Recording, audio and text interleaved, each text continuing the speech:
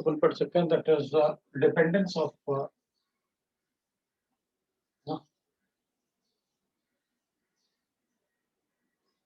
Rate constant on temperature.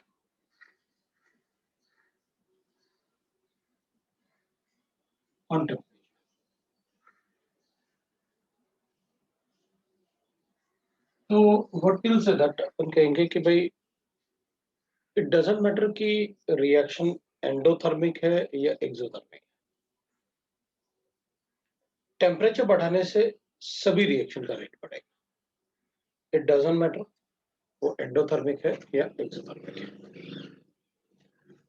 So rate of all reactions है ना increases with temperature for exothermic और endothermic। ठीक है, रिएक्शन कोई भी हो रेट ऑफ रिएक्शन सभी का बढ़ेगा on increasing the temperature due to increase in the rate constant, due to increase in rate constant। तो अपन कहते हैं कि भाई जनरली मतलब experimentally it is proved, experimentally ये प्रूव किया है कि with every 10 degree rise in temperature the rate constant value becomes double। with every 10 degree rise in temperature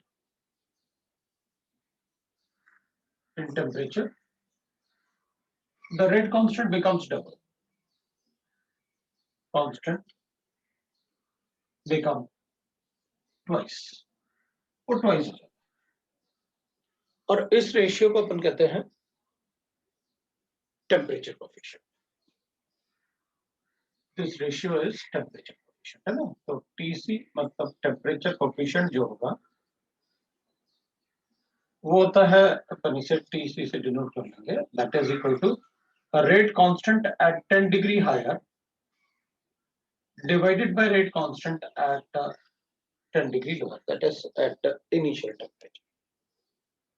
तो इस रेशियो को अपन कहते हैं द रेट कांस्टेंट। सर ये लीचैटलियर प्रिंसिपल को जो आपने बोला दोनों के लिए रेट इंक्रीज होगा तो वो कॉन्ट्रडिक्शन नहीं हुआ? हाँ, तो मैंने ये कहा कि हम एक्सोथर्मिक और एंडोथर्मिक रिएक्शन इक्विलिब्रियम की बात कर रहे हैं, अपन तो यूनिडायरेक्शनल रिएक्शन की बात कर रहे हैं, हम तो रेट की बात कर रहे हैं, इक्विलिब्रियम रिएक्शन की बात कहाँ कर रहे हैं। हाँ सर, हाँ राइट ना। तो अपन उसको तो मैं तो वो भी दिमाग में था मेरे, लेकिन मैंने कहा चलो ठीक है कोई प्रॉब्लम नहीं, मैं कहीं कोई इधर उधर नहीं जाना चाहता। सीधी सीधी बात हमको सबने बताया था कि सभी रिएक्शन चाहे वो एंडोथर्मिक हो चाहे एक्सोथर्मिक हो रेट कांस्टेंट सभी के लिए बढ़ेगा। अपन केसी की बात थोड़ी कर रहे हैं, अपन तो उसकी बात कर रहे हैं रेट कांस्टेंट। तो अपन क्या बोलते हैं कि भाई ठीक है, अगर अपन इसको बोल सकते हैं कि भाई जैसे अगर मान लो कभी हमने टेम्परेचर कोफिशिएंट जो होता है, therefore temperature coefficient value of temperature coefficient value of TC है ना is equal to 2 for most of the reaction। अब कुछ रिएक्शन के लिए अलग भी हो सकता है, मतलब हो सकता है किसी रिएक्शन के, मैंने ये कहा कि एक्सपेरिमेंटली ये बताया गया हमको कि मोस्ट ऑफ द रिएक्शन जो होते हैं वो डबल हो जाते हैं जब हम 10 डिग्री राइज टेम्परेचर करते हैं। कभी किसी रिएक्शन में 1.5 टाइम्स भी हो सकता है, किसी में 2.5 टाइम्स भी हो सकता है, लेकिन 10 डिग्री हायर और इनिशियल का जो रेशियो होता है वो मोस्टली 2 रहता है। तो ठीक है, विल राइट दैट कि भाई इसमें इसका मतलब है टेम्परेचर कोफिशिएंट, ये रेशियो हमें गिवन होगा। अगर ये 1.5 गिवन होता तो फिर कहते हैं अच्छा 10 डिग्री राइज करने से रेट कांस्टेंट का वैल्यू 1.5 टाइम्स बढ़ जाएगा, तो रेट भी 1.5 टाइम्स बढ़ेगा। एग्जाम्पल अगर मैं ले लेता हूं, suppose TC is equal to 2 for the reaction. अब मैं 3 भी ले सकता था, शायद कोई रिएक्शन अपन को 3 भी मिल जाए, वरना मोस्टली वो 2 और 3 के बीच में भी हो जाते हैं. 2 तो मैक्सिमम रिएक्शन के लिए है. So TC is equal to 2 for reaction at 25 degrees centigrade. Calculate K2, that is at 55 degrees centigrade, when K1 at 25 degrees centigrade is 25 degrees centigrade is given to us. मान लो अपन को ने कहा कि भाई it is equal to 3. तो अपन कहेंगे ठीक है भाई, इसका मतलब है जो भी आप मुझे दोगे, K1 का वैल्यू आप 3 दे दो, कुछ भी दे दो, हमें फर्क नहीं पड़ता. हमें ये पता है कि K2 अपॉन K1, K2 मतलब at 55 डिग्री सेंटीग्रेड पे जो K होगा divided by at 25 degree centigrade पे जो K होगा, इनका रेशियो जो आपने K 25 से 35 का रेशियो आपने कितना दे रखा है मुझे, 2. तो कितना फोल्ड्स आपने इंक्रीज कर दिया, 3 फोल्ड इंक्रीज किया है. तो मैं इसको इतना टाइम्स बढ़ा दूंगा, मतलब K55 will be equal to, so K55 will be equal to, that is 8 times of K2. ऐसे अपन रेट कांस्टेंट को बढ़ा सकते हैं. तो टेम्परेचर कोफिशिएंट मुझे गिवन होगा, तो टेम्परेचर को अगर 1.5 गिवन होता तो अपन इसको 1.5 लिख लेते हैं, अगर ये 2.5 गिवन होता तो अपन 2.5 लिख लेते और क्वेश्चन अपना सॉल्व करते. लाइक दैट एक्सपेरिमेंटली होता है और उसमें बहुत ज्यादा नहीं पूछेंगे अपन से, बस टेम्परेचर कोफिशिएंट काफी है कि कब होता है, कैसे होता है, वो सारे डेल्टा एच वगैरह मतलब अपन वो भी बता सकते हैं, डायरेक्टली प्रेडिक्ट कर सकते हैं क्या होता है, क्योंकि वो काफी रिसर्च करने के बाद ही उन्होंने ऐसे किया था. But the actual dependence of rate constant on temperature, actual dependence of a rate constant on temperature is given by Arrhenius,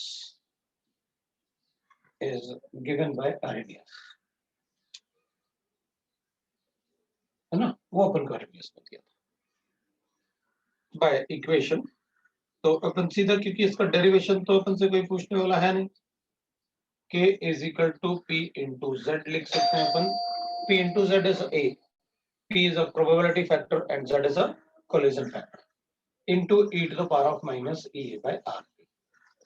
ये इसका इक्वेशन जिससे उसने एक्सप्लेन किया था. P is a probability factor and Z is a collision factor. P is a probability factor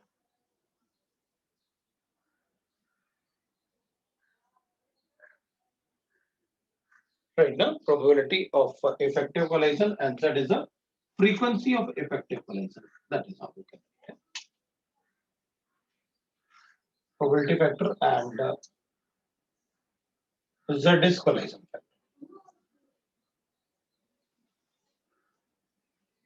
तो ये अपन छोटा सा पार्ट ऐसे लिख लेते हैं. इसमें मैंने तो छोटा सा कोई क्वेश्चन देंगे, पूछेंगे अपन तो बता देंगे. अब मेनली अपन को जो डिस्कस करना है वो अर्नियस इक्वेशन को ही डिस्कस करना है, और उसके बाद उसमें अपन को थोड़ा एक फॉर्मेट जो भी अपन से पूछ सकते हैं अपन उसको चेक कर लेंगे और बता देंगे. अर्नियस इक्वेशन वी नो दैट, है ना, दैट P into Z को अपन A लिख लेते हैं, प्री एक्सपोनेंशियल फैक्टर बोलते हैं. So we can write that K will be equal to A into e to the power of minus A by R. तो ये इक्वेशन अपन लिख लेते हैं, that is the equation we have. अब अपन क्या करेंगे, A जो होता है, K is a rate constant बताने की जरूरत नहीं. A signifies, हम उसे प्री एक्सपोनेंशियल, एक्सपोनेंट के पहले वाले फैक्टर भी बोल सकते हैं या फ्रीक्वेंसी फैक्टर भी बोलते हैं, क्योंकि अपन उसे collision frequency factor, collision factor तो कोलिजन फ्रीक्वेंसी फैक्टर है. The total number of collisions,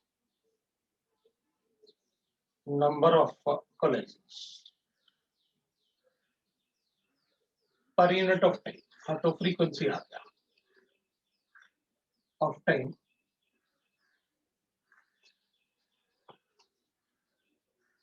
per unit of volume.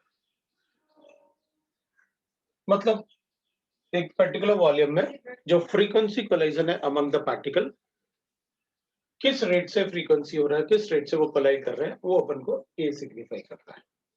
तो it is the total number of collisions that is taking place between the particles. अब सारे के सारे particle एक sample में ऐसे नहीं होता ना कि बहुत ज्यादा स्पीड से सब एक जैसे स्पीड से कोलाइड करते हैं, कुछ थोड़ा स्लो भी करते हैं, कुछ ज्यादा भी करते हैं। हम तो जैसे मैक्सवेल डिस्ट्रीब्यूशन का मैं पढ़ा था, कोलाइड तो सभी करेंगे। That velocity of the particle in a gaseous sample can vary from 0 to infinity. तो वो, लेकिन अगर ये पक्का है कि अगर 100 पार्टिकल है तो 50 कोलाइजन्स होंगे। सो वो 50 कोलिजन बायोमोलिकुलर कोलिजन 50 होंगे, तो वो ए रिप्रेजेंट करेगा। ये इज एनर्जी ऑफ एक्टिवेशन होता है, अपन सबको पता है what is energy of activation. The extra energy required by the reactant to get converted into the product is that E by RT, that is E energy of activation. R gas constant होता है, अपन सबको पता है कि R gas constant है, उसके values वगैरह क्या है, और T टेम्परेचर होगा वहां। सर प्रोबेबिलिटी फैक्टर इसमें ए के अंदर ही क्लब हुआ है यार? बिल्कुल, वो ऐसे P into Z किया मैंने कि भाई इसमें टोटल नंबर ऑफ कोलिजन्स होंगे, कोलिजन तो कोलिजन ही होंगे। प्रोबेबिलिटी फैक्टर में क्या भाई, प्रोबेबिलिटी फैक्टर मतलब टोटल कोलिजन तो होंगे, चाहे प्रोबेबिलिटी हो या ना हो, भाई पार्टिकल तो कोलाइड कर ही रहे हैं ना। हाँ सर। तो कभी कभी अपन ये बोल सकते हैं कि भाई इधर मान लो Z है, 100 मॉलिक्यूल थे तो 50 कोलिजन हो गए, तो सारे के सारे इफेक्टिव नहीं होते हैं, अपन कहते हैं। इवन जितने इफेक्टिव है उतना रेट नहीं होता है। क्यों? क्योंकि कुछ किसी के पास ऐसा तो हो सकता है कि एनर्जी ऑफ एक्टिवेशन के बराबर उसके कोलाइजन, उसके पास एनर्जी है उससे ज्यादा है, लेकिन वो कोलाइड प्रॉपरली नहीं किए, इसलिए वो प्रोडक्ट नहीं बनेगा। जैसे SN1 रिएक्शन में, SN2 रिएक्शन में होता है। तो बैक से अटैक करना जरूरी है। इनऑर्गेनिक केमिस्ट्री में अपन कहते हैं Z का P का वैल्यू हमेशा 1 होता है। वो पार्टिकल कोलाइड कर ही लेते हैं अगर मोनो न्यूक्लियर मॉलिक्यूल से। जैसे अगर मुझे दो एटम को कोलाइड करवाना है तो वो कोलाइड कर ही लेंगे, लेकिन इसमें प्रोबेबिलिटी फैक्टर इनऑर्गेनिक में उतना इंपॉर्टेंस नहीं होता है जितना ऑर्गेनिक में पी का इंपॉर्टेंस होता है। इनऑर्गेनिक में भी होगा, वरना अपन ड्राइव क्यों करते हैं इसको, है ना। जैसे मान लो अपन इनऑर्गेनिक की भी बात करें तो भी अपन को पता है कि इसका अगर ऐसा कोलाइजन हो तो बड़ा अच्छा कोलाइजन होगा, लेकिन अगर इसका ऐसा कोलाइजन हो तो फिर अच्छा कोलाइजन नहीं, फिर वो अच्छा कोलाइजन नहीं, तो फिर ये प्रोबेबिलिटी फैक्टर आ गया। इसके लिए प्रोबेबिलिटी ज्यादा होगी इस रिएक्शन होने की, अगर ऐसे कोलाइड कर रहा है इसमें प्रोबेबिलिटी कम होगी रिएक्शन होने की, इवन दो दोनों के पास एनर्जी ज्यादा। तो अपन प्रोबेबिलिटी फैक्टर की बात कर लें। सर तो ए की डेफिनेशन में हमको सक्सेसफुल कोलिजन या करेक्ट ओरिएंटेशन के साथ कोलिजन ऐसा लिखना नहीं, चाहिए? कोलिजन ऐसा कुछ भी नहीं है, अपन तो कहेंगे कि भाई टोटल कोलिजन है, प्रोबेबिलिटी फैक्टर है, अब मल्टीप्लाई कर लो तो अपन को ये मिल जाएगा, के मिल जाएगा। भाई हम तो सारी चीजें इसके लिए कर रहे हैं ना, के बनाने के लिए, ठीक है। तो अपन के ओके। बना, अब अपन क्या करेंगे, e to the power of minus EA by RT, ठीक है। e to the power of minus A by RT signifies, it is called the Boltzmann factor बोलते हैं, signifies the total number of the fraction of effective collisions of effective collisions which can produce the result, fraction of effective collision. It is also called the Boltzmann factor. It is called Boltzmann factor, है ना।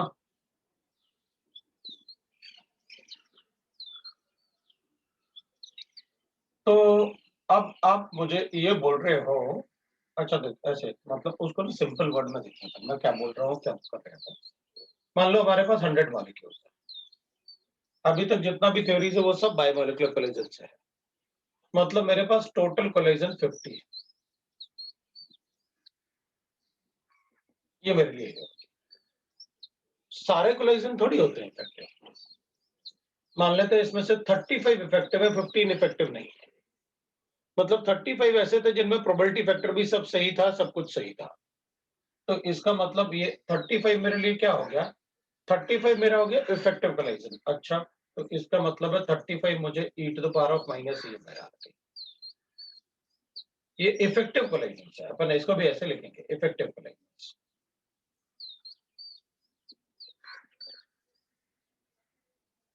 तो अब ये effective collision है, तो ठीक है ना, 50 में से 35 इफेक्टिव कोलिजन है।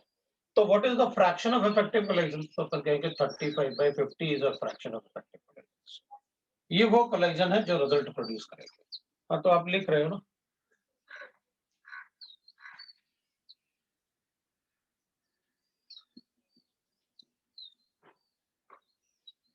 This is the fraction of effective collision. Multiply करो 100 से, तो कितना परसेंट मॉलिक्यूल रिएक्टेंट से प्रोडक्ट में जाएगा वो पता चल जाएगा। अगर टेम्परेचर बढ़ाया तो टेम्परेचर बढ़ाओगे तो कोई बात नहीं, ये वैल्यू बढ़ेगी, ये थोड़ी बढ़ेगी, ये तो उतना ही रहेगा। भाई 100 मॉलिक्यूल है तो कोलिजन तो 50 से ज्यादा थोड़ी हो सकता है टेम्परेचर बढ़ाने से। क्या बढ़ेगा? ये बढ़ेगा। तो मतलब फ्रैक्शन बढ़ेगा जो और ज्यादा रिएक्टेंट प्रोडक्ट में कन्वर्ट, वो मतलब ये इक्वेशन सिग्निफाई करता है। अभी तो थोड़ा सा और पढ़ते हैं और आपको समझ में आ जाएगा कि ये है क्या, क्योंकि बहुत सारा पार्ट होता है जिसके ऊपर थोड़ा सा डिस्कस करना होता है। लेकिन मैं पहले इसके पार्ट्स को समझाना चाहता हूँ कि क्या क्या पार्ट्स हैं। सर के की वैल्यू कभी भी ए से ए को एक्सीड क्यों नहीं कर सकती है? तो ए की value total number of collisions को एक्सीड थोड़ी कर पाएगा। बहुत ज्यादा अगर एक्सीड करोगे तो फ्रीक्वेंसी बढ़ेगी।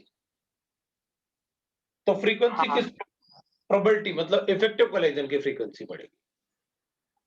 तो अपन बढ़ा रहे हैं ना उसको, के बाय ए को बढ़ा रहे हैं ना अपन percentage of. Here, e to the power of minus a by RT is unitless property.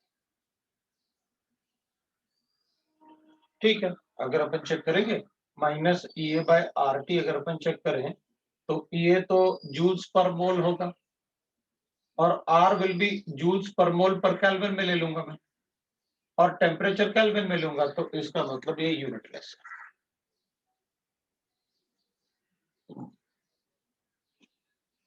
ठीक है, तो ये वाला पार्ट यूनिटलेस होता है। इसका मतलब है अपन कहेंगे कि therefore unit of A is equal to unit of K. अब अपन को एक बात पता है, के का यूनिट तो ऑर्डर पर डिपेंड करता है। इसका मतलब है ए भी ऑर्डर पर डिपेंड करेगा। तो फिर डिपेंड करेगा कि मतलब किस ऑर्डर के रिएक्शन की बात कर रहे हो आप। मतलब ये तो बड़ा कॉम्प्लेक्स हो गया मतलब, क्योंकि ये तो ऑर्डर पर भी डिपेंड करेगा। इसलिए मैं आपको सिंपल वर्ड्स में बता रहा हूं कि आप किसको क्या समझना है। अपन डेरिवेशन में नहीं जाने वाला कि कहाँ क्या है कैसे है, अपन को कोई पूछने वाला है नहीं डेरिवेशन। अपन से पूछने वाला है इसके सारे पार्ट्स आने चाहिए अपन को, कहाँ क्या किसको आप क्या बोलते हैं। सो हमें ये पता चल गया कि जो ए है, मतलब ये इक्वेशन ऑर्डर ऑफ रिएक्शन को भी रिप्रेजेंट करेगा। मतलब हमें ए का वैल्यू दे दो आप, या दोनों में से किसी एक का यूनिट दो, मैं बता दूंगा किस ऑर्डर के रिएक्शन की बात कर रहे हो आप, क्योंकि के और ए का यूनिट एक जैसा है। ठीक है, अगर हम from equation 2 we can write, from equation 2 मतलब इससे अपन ऑर्डर भी प्रेडिक्ट करेंगे हैं। So we can predict order of reaction, order of reaction. अब ज्यादा और नहीं लिखने की जरूरत है, बिल्कुल पता है कैसे। फ्रॉम इक्वेशन 2 वी गेट, मैं ऐसे भी लिख सकता हूँ ना इक्वेशन 2 से, ln of k will be equal to ln of a minus A by 2.303 R into 1/t, या फिर अपन ऐसे भी लिख सकते हैं भाई, that is log of k is equal to ln को अगर कन्वर्ट करेंगे अपन तो अपन को पता है क्या करना है, 2.303 से मल्टीप्लाई करना होगा, so a upon 2.303 r into 1/t, यहाँ नहीं आएगा, ये अपन को अच्छे से पता है। अब वो इतना मैथ्स है तो मुझे बताने की जरूरत नहीं है, तुमको अपने आप ही तुमको सब कुछ पता है कि सर कहाँ क्या लिख रहे हो आप, ठीक है, मुझे बस आपको क्या करना है इसमें वो देखना है। अब एक तो अपन से मतलब ये बता सकते हैं कि भाई देखो, इसको अपन बोल सकते हैं कि टेम्परेचर चेंज करने से रेट कांस्टेंट चेंज होता है, तो एक तो अपन इसको इस फॉर्म में लिख सकते हैं, इसको भी अपन इस फॉर्म में लिख सकते हैं, ठीक है। तो वो ग्राफ मुझे बताने की जरूरत नहीं कि ध्यान देना कि वो ln वर्सेस 1/t पूछा है अपन से, या अपन से log of k versus 1/t पूछा है अपन से। दोनों के केस में स्लोप आपको पता है नेगेटिव आ रहा है, इसका स्लोप -a/rt है, r होगा, और इसका स्लोप -a/2.303 r होगा, ये स्लोप। तो ठीक है, ये सब मुझे बताने की जरूरत नहीं है आपको, आपको पता है। लेकिन अपन इससे एक बात बता सकते हैं कि आपने y और x में ग्राफ ये जो ड्रॉ किया है, इससे मैं एक बात बोल सकता हूं कि जब आप टेम्परेचर को चेंज कर रहे थे तो k चेंज हो रहा था, और EA/R मतलब R तो कांस्टेंट है ही, मतलब एनर्जी ऑफ एक्टिवेशन भी कांस्टेंट था, मतलब टेम्परेचर चेंज करने से एनर्जी ऑफ एक्टिवेशन चेंज नहीं होगा भाई, तभी तो स्ट्रेट लाइन आ रहेगा। इसका मतलब अगर मैं टेम्परेचर, ये वैल्यू तो टोटल नंबर ऑफ कोलिजन से आपको अच्छे से पता है, इसका आइडिया कि ये है क्या। अगर मैं टेम्परेचर को बढ़ाऊंगा तो ये तो कांस्टेंट है, तो ये वाला वैल्यू जो होगा वो कम हो जाएगा, जैसे जैसे आप टेम्परेचर को बढ़ाओगे ये वैल्यू कम होगी, ये तो कांस्टेंट था, तो अगर ये वैल्यू कम होगी तो ऑटोमेटिकली ये वाला वैल्यू बढ़ेगा, मतलब k/a बढ़ेगा, टेम्परेचर बढ़ाने से फ्रैक्शन ऑफ इफेक्टिव कोलिजन बढ़ेगा, फ्रैक्शन ऑफ इफेक्टिव कोलिजन बढ़ेगा। वो अपन ये ग्राफ से देख के बता सकते हैं कि जब आपने टेम्परेचर चेंज किया तो मुझे ग्राफ कैसे मिला, स्ट्रेट लाइन के ग्राफ से अपन बता देंगे, ठीक है ना।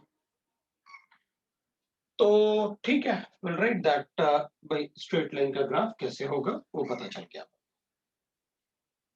अब इसमें अपन और क्या बता सकते हैं, मान लो टेम्परेचर अपन ने इन्फिनिटी कर दिया, if t is equal to t tends to infinity, then obviously बात है k will be equal to, अगर ये इन्फिनिटी होगा तो e to the power of क्या आ जाएगा अपने पास, 0, 1 आ जाएगा फिर तो, अगर इसको इनफाइनाइट कर दिया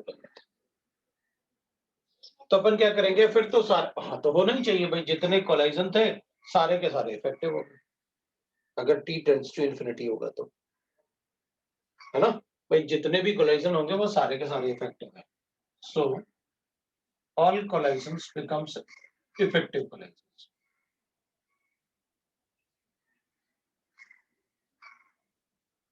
इफेक्टिव मतलब जिनसे हम रिएक्टेंट को प्रोडक्ट में कन्वर्ट कर सकते हैं, ठीक है। तो that is how we can write that. अब इससे अपन इक्वेशन जो अपन ने लिखे हुए हैं, इनसे अपन बता सकते हैं कि इफ टेम्परेचर चेंजेस तो अपन कैसे चेंज करेंगे k को, तो k2/k1 at higher temperature and lower temperature, तो अपन इसको इनसे बता सकते हैं कि EA/2.303 r into 1/T1 minus 1/T2, that is called Arrhenius equation। तो ये होता है Arrhenius equation, है ना, that is called Arrhenius equation। और बिल्कुल ऐसे ही, लेकिन जो अपन केसी के लिए कैलकुलेट करते हैं तो वो होता है वेन टॉफ इक्वेशन, और वेन टॉफ इक्वेशन और Arrhenius equation में थोड़ा ही डिफरेंस होता है, दैट इज उसमें अपन केसी लेते हैं या केपी लेंगे, Kc2/Kc1 is equal to delta H/2.303 R into 1/T1 minus 1/T2, ये हो जाता है वेन टॉफ इक्वेशन, तो अपन बता सकते हैं what is Arrhenius equation, what is one top equation, what are the parts of these equations, वो अपन कैलकुलेट करके बता सकते हैं। अब एनर्जी ऑफ एक्टिवेशन वगैरह वो सारा पार्ट आपने एक बार वो सब ग्राफ से पढ़ा होगा कि भाई किस टाइम पे हम क्या कहेंगे, डेल्टा एच वगैरह कैसे कैलकुलेट करेंगे वो देख लेते हैं। इक्वेशन से रिलेटेड अपन को डायरेक्टली इक्वेशन से रिलेटेड क्वेश्चन मिलेंगे कि मुझे गिवन है एक पर्टिकुलर टेम्परेचर पे, दूसरे टेम्परेचर पे के कितना होगा हम बता देंगे, या कि हो सकता है कभी कभी अपन से ऐसे बोल दें कि the temperature coefficient of the reaction is 1.5, मतलब मुझे ये 1.5 गिवन, बताओ एनर्जी ऑफ एक्टिवेशन कितना होगा।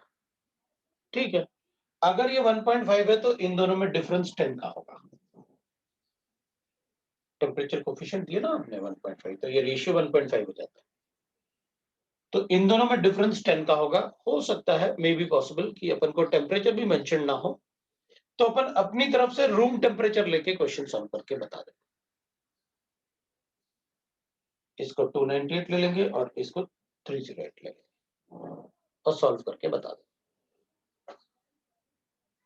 वैसे तो मैं कहूंगा कि अगर मुझे ये वैल्यू 2 गिवन होता तो मैं इसको 55 बोल देता। वो तभी वो रूम टेम्परेचर पे 2 में बोल रहा था ना कि वो बहुत सारे कैलकुलेशन करने के बाद टेम्परेचर कोफिशिएंट जनरली डबल होता है, तो 2 हो गया, और रूम टेम्परेचर से डबल करोगे तो इसका वैल्यू 55 आता है हमेशा। तो मैं उसमें नहीं जाना चाहता कि अपन और कोई बात ऐसा कुछ करें जिससे अपन याद रखें, कुछ करें। हमें ये पता है इक्वेशन में गिवन होगा, हम कैलकुलेट करते हैं। बस इतना ध्यान रखना, जो यूनिट ईए का होगा वही यूनिट में आर होना चाहिए, या जिस यूनिट में आप आर लोगे वही यूनिट में ईए भी होना चाहिए। यहाँ पर आर का वैल्यू अपन 0.0821 कभी नहीं ले सकते, because we are dealing with energy. और मैंने आपको बताया कि ये जो पार्ट है ये यूनिटलेस है, और वो यूनिटलेस तभी बन सकता है जब ईए और आर के यूनिट मैच करते हैं, तभी अपन बता पाएंगे कि इन दोनों के यूनिट एक जैसे हैं। सो ठीक है, वी हैव सीन दैट कि भाई कैसे अपन को इसमें न्यूमेरिकल वगैरह अगर कुछ मिलेंगे या कंसेप्चुअल क्वेश्चन भी, आपको पता है किस पार्ट को अपन कैसे बता सकते हैं, वो मैंने आपको बताया। अगर अपन रिएक्शन की बात करें तो कोई एक्सोथर्मिक या एंडोथर्मिक रिएक्शन एक पढ़ के देखते हैं, तो भाई सपोज करते हैं अपन पोटेंशियल एनर्जी वर्सेस ऐसे रिएक्शन कोऑर्डिनेट्स का ग्राफ होता है ना, तो रिएक्शन कोऑर्डिनेट्स के ग्राफ होते हैं, और रिएक्शन कोऑर्डिनेट के ग्राफ में सपोज अपन ऐसे ले लेते हैं, एक एक्सोथर्मिक रिएक्शन ले लेते हैं ऐसे।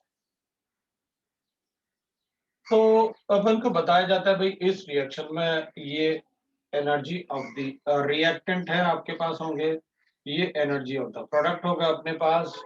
तो अपन कहेंगे भाई ठीक है, यहाँ पर इसको अपन एनर्जी ऑफ एक्टिवेशन लेते हैं,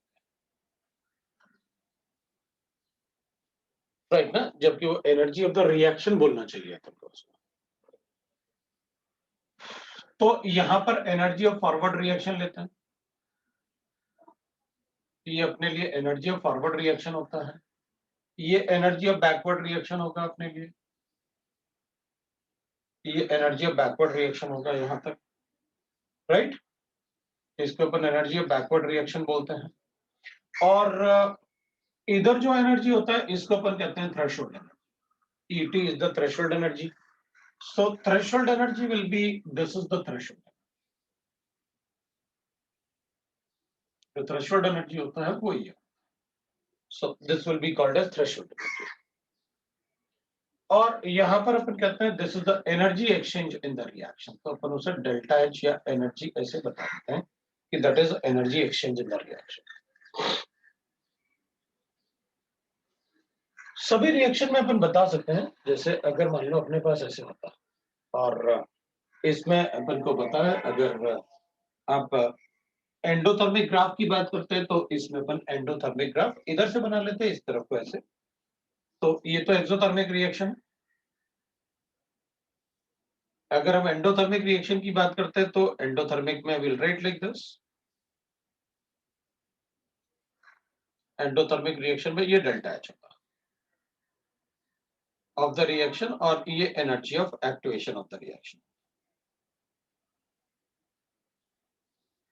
ये होता, बाकी पार्ट अपन बना सकते हैं उसमें, रिएक्टेंट प्रोडक्ट ऐसे।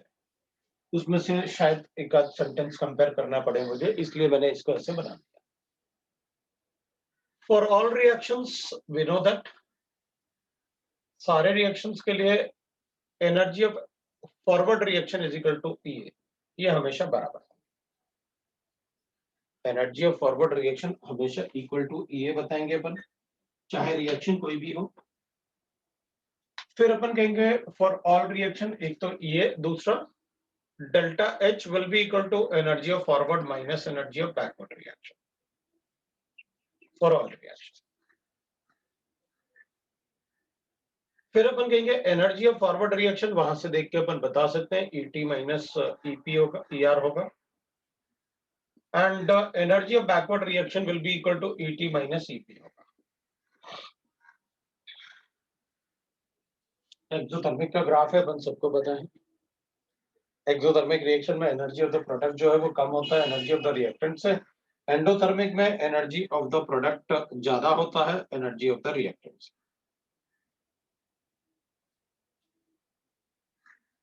फिर अपन लिखेंगे इसमें, जैसे अपने पास ये गिवन है, तो for exothermic reaction energy of backward ज्यादा होता है एनर्जी ऑफ फॉरवर्ड से, therefore delta H will be negative for this.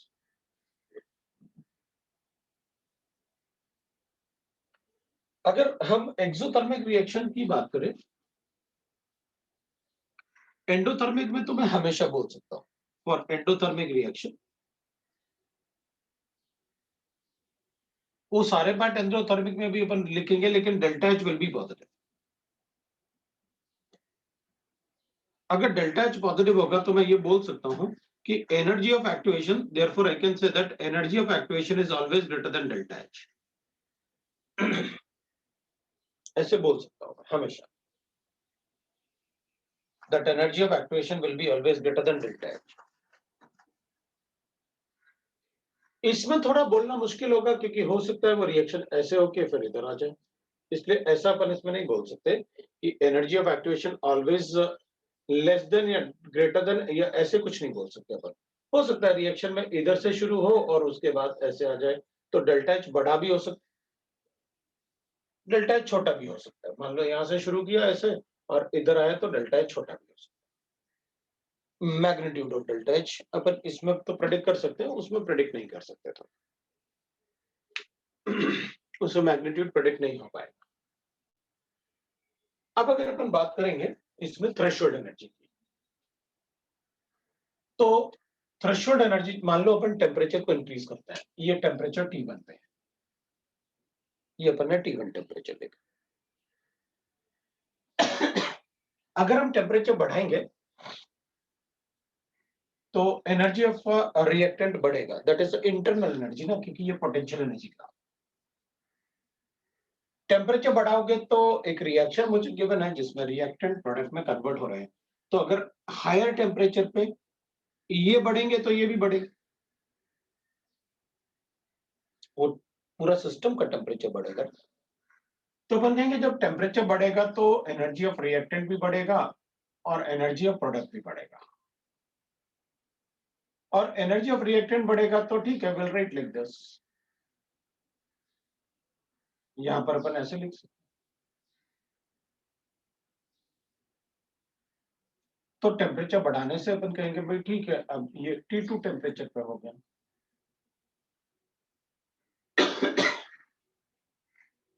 So the other graph is at T2 temperature and T2 is greater than T1, obviously बात है, given है अपन को। तो होगा क्या ना कि डेल्टा एच में तो कोई चेंज नहीं आएगा,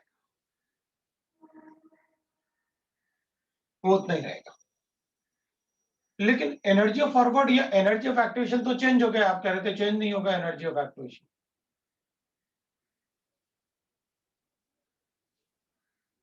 तो अपन कहेंगे देखो भाई एनर्जी ऑफ एक्टिवेशन ऑब्वियसली बात है, अपन ने ग्राफ से पढ़े थे, वो तो कांस्टेंट होता है। तो अपन कहेंगे जो एक्स्ट्रा एनर्जी ऑफ एक्टिवेशन है ना, ये वाला, ये टेम्परेचर से दे दिया अपन ने। अब और ज्यादा मतलब उसको अपन डेप्थ में समझना चाहें तो वो उसके लिए फिर अपन को मैक्सवेल डिस्ट्रीब्यूशन का अपना जाना होता है। थोड़ा सा बस डिस्कस करके अपन छोड़ देंगे। फ्रैक्शन ऑफ मॉलिक्यूल्स मतलब के अपॉन ए की बात कर रहे हैं।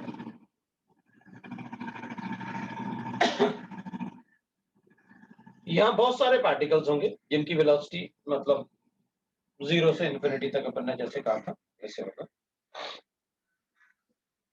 इसमें एक एनर्जी होगा, पर्टिकुलर एनर्जी अपन ले लेते हैं, ये है आपका ईटी, द थ्रेशोल्ड। इतना या इससे ज्यादा एनर्जी होगा तो प्रोडक्ट में कन्वर्ट हो जाएगा। इससे ज्यादा एनर्जी होंगे तो प्रोडक्ट में कन्वर्ट हो जाएगा। जब अपन टेम्परेचर को 10 डिग्री राइज करते हैं ना तो ये एरिया डबल हो जाता है। मतलब प्रैक्टिकली बता रहा हूं कि ऐसा हो जाता है। तो अपन कहेंगे अच्छा, अब कुछ रिएक्शंस, कुछ पार्टिकल्स ऐसे होते होंगे जिनको इधर से इधर तक जाने के लिए एनर्जी ऑफ एक्टिवेशन और चाहिए था, अगर होता तो वो प्रोडक्ट में आ जाता। कुछ ऐसे होंगे जो इधर बैठे होंगे, कुछ इधर होंगे जो इधर होंगे, कुछ इधर से इधर तक भी आना है। मतलब हर एक पार्टिकल का अलग अलग एनर्जी ऑफ एक्टिवेशन है रिएक्शन।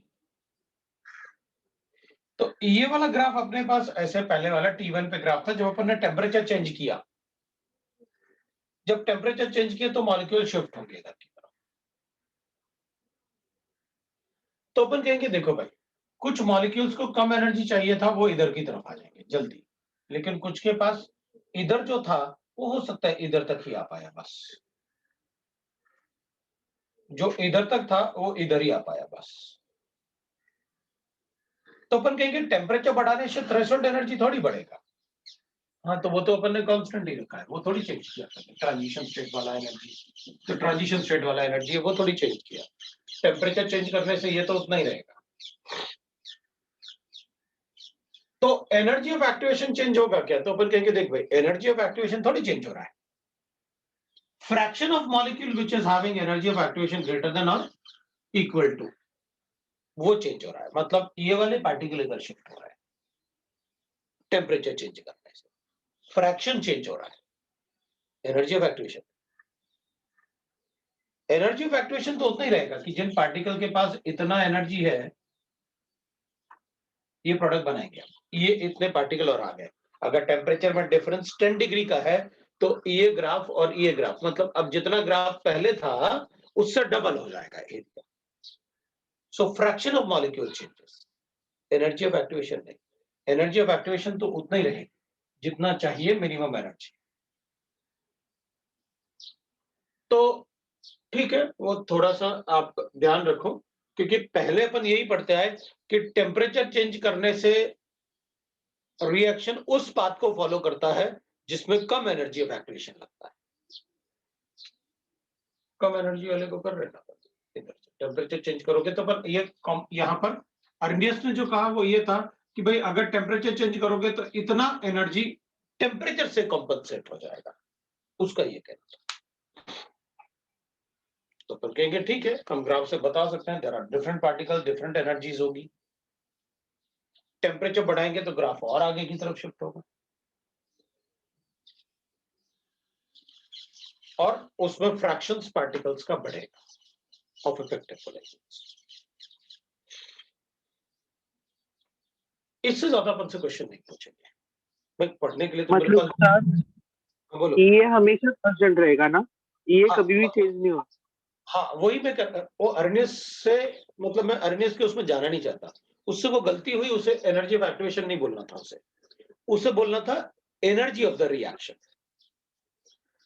उसने मतलब लिखा एनर्जी, इसलिए अपन चेंज नहीं कर सकते कि उसने क्या कहा, अपन तो चुप है। हमारे लिए उसके हिसाब से एनर्जी ऑफ एक्टिवेशन जो है टेम्परेचर चेंज हाँ। करने से चेंज नहीं होगा, इसलिए पहले मैंने ग्राफ बताया, उसके बाद इस पे आया, ताकि मुझे कोई कंफ्यूजन नहीं चाहिए। वो अर्नियस ने कहा जो अपन ने पढ़ लिया, वरना उसे एनर्जी ऑफ द रिएक्शन कुछ डेल्टा जी वगैरह लिख के बताना चाहिए था। वो है काफी बुक्स में एक्सप्लेन्ड है वो, वैसे वो डेल्टा जी से ही पढ़ते हैं, लेकिन एनसीईआरटी अपने जो 12th क्लास के बुक्स होते हैं वो उसमें ये लिखते हैं, अपन ये लिखेंगे, अपन चेंज नहीं करने वाले कुछ। अब तो चुपचाप अपना क्योंकि अगर मतलब थ्रेशोल्ड एनर्जी किसी भी रिएक्शन का हम लोग कांस्टेंट है हमेशा, और एनर्जी ऑफ रिएक्टेंट बढ़ रहा है क्योंकि टेम्परेचर बढ़ाया हम लोगों ने, तो एनर्जी ऑफ एक्टिवेशन भी तो बढ़ना चाहिए ना, उनका सभी तो मतलब थ्रेशोल्ड एनर्जी रहेगा ना। ओके, एनर्जी ऑफ एक्टिवेशन बढ़ेगा, एनर्जी ऑफ एक्टिवेशन तो उतना ही रहेगा, क्योंकि अपन ने एनर्जी ऑफ एक्टिवेशन की उसने डेफिनेशन क्या दी, the extra energy required by the reactant to get converted into the product, ये डेफिनेशन थी उसकी। मतलब पहले से इंटरनल एनर्जी थी रिएक्टेंट के पास, इतनी, इतना ही तो चाहिए था आपको एक्स्ट्रा। जब आपने टेम्परेचर बढ़ाया तो इतना इंटरनल एनर्जी का फंक्शन ऑफ टेम्परेचर, तो टेम्परेचर इतना बढ़ गया, तो अब energy of activation extra energy कितनी चाहिए, तो अपन ये करें कि अच्छा उसके हिसाब से ये रहा होगा कि टेम्परेचर बढ़ाने के बाद भी जो कॉम्पनसेट हो रहा है वो टोटल एनर्जी वही काउंट कर रहा है, वो कि भाई इतनी है, इतना कॉम्पनसेट हो गया टेम्परेचर से, बस। सर वो मेरा पॉइंट यही था कि ना मतलब ना जो रिएक्टेंट का एनर्जी है प्लस जो एक्टिवेशन एनर्जी ऑफ एक्टिवेशन है वो थ्रेशोल्ड एनर्जी है उनका सम। तो अगर थ्रेशोल्ड एनर्जी किसी भी थ्रेशोल्ड रिएक्शन एनर्जी को ये क्यों बोल रहा है, तो एनर्जी ऑफ एक्टिवेशन को थ्रेशोल्ड एनर्जी क्यों बोल रहा है? नहीं, मैं पूछ रहा हूँ कि energy of activation plus energy of reactant ये थ्रेशोल्ड एनर्जी होता है किसी भी रिएक्शन के लिए। तो फिर हाँ। अगर अगर एनर्जी ऑफ रिएक्टेंट बढ़ रहा है टेम्परेचर बढ़ाने से और थ्रेशोल्ड एनर्जी अपने को कांस्टेंट चाहिए, तो कुछ तो चेंज आना चाहिए ना एनर्जी ऑफ एक्टिवेशन में। वही हाँ पूछ तो रहा आया था ना, मेरा। आया ना, ये उसने कहा ना टेम्परेचर से दिया आपने, उसने कहा ना कि ये आपने टेम्परेचर से दिया, वो कॉम्पनसेट हुआ ना टेम्परेचर से, बोल तो रहा हूं मैं वही, कि उसके क्योंकि हिसाब से वो आपने अरेंजमेंट तो हम टेम्परेचर लोग की वजह से। कांस्टेंट ही लिया था ना एनर्जी ऑफ एक्टिवेशन। आपने बोला हाँ कि कोई चेंज। हाँ, तो किसी भी रिएक्शन के लिए इसलिए तो उसने टेम्परेचर कोफिशिएंट को बताया था कि पहले आप टेम्परेचर कोफिशिएंट करो, अगर आप टेम्परेचर बढ़ाओगे हाँ तो टेम्परेचर कोफिशिएंट भी बढ़ेगा, हाँ तो वो कहीं ना कहीं कंपनसेट करना ना रेट कांस्टेंट से, हाँ। और रेट कांस्टेंट डिपेंडेंस बता रहा था ना वो अपन को कि log of k is equal to log of a minus, इस इक्वेशन से तो एक्सप्लेन किया उसने अपन को, भाई टेम्परेचर से वो k से कंपनसेट करके दिखा तो रहा है अपन को। हाँ हाँ हाँ समझा सर। हाँ तो इसलिए मैंने कहा था कि भाई बहुत ज्यादा डेप्थ में ना जाए, क्योंकि अपन उतना टाइम उसमें लगा भी ना पाएंगे कि सारे इक्वेशन पढ़ें और फिर उसके बाद उसको डेराइव करके फिर देखें। तो हमें ये पता है कि जितना मैंने आपको बताया उसमें कुछ भी इधर उधर मत करना, जो मैंने उतना सारा बता दिया है जिससे आपके सारे क्वेश्चन सॉल्व हो जाए 12th क्लास के। सर, और मतलब इनको अगर टेम्परेचर बढ़ाएंगे तो जिस रेट से एनर्जी ऑफ रिएक्टेंट बढ़ रहा है उसी रेट से एनर्जी ऑफ प्रोडक्ट बढ़ेगा, ये जरूरी है क्या? अरे पूरा सिस्टम का टेम्परेचर हो गया है, अगर एक बॉक्स में रिएक्शन कर रहे हो तो उस बॉक्स का अगर टेम्परेचर बढ़ाओगे तो ऐसा थोड़ी होगा कि सिर्फ रिएक्टेंट का टेम्परेचर बढ़ेगा। नहीं, सेम रेट से बढ़ेगा वो जरूरी है क्या? वो अपन अज्यूम करते हैं कि वो सेम रेट से बढ़ रहा है। मतलब उसको कोई फैक्टर ऐसा अफेक्ट नहीं करता, मतलब नेचर भी तो। नहीं, अपन उसको उतना ही मानेंगे जितना जिस रेट से वो बता रहा है। ठीक है सर।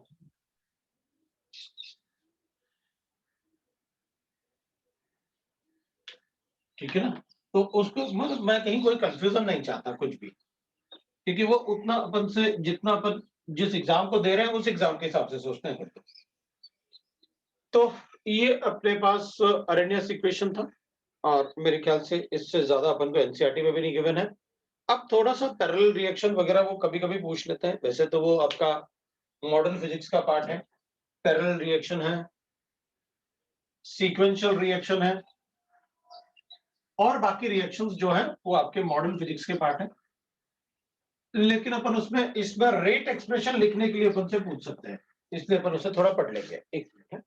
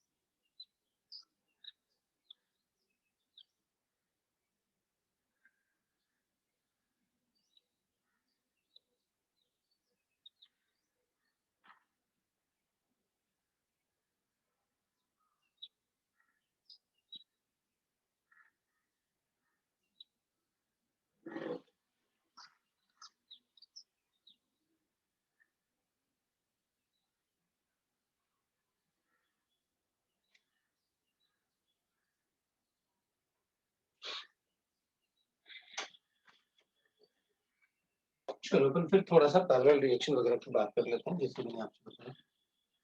तो पैरेलल रिएक्शंस में अपन क्या करेंगे, will write like this.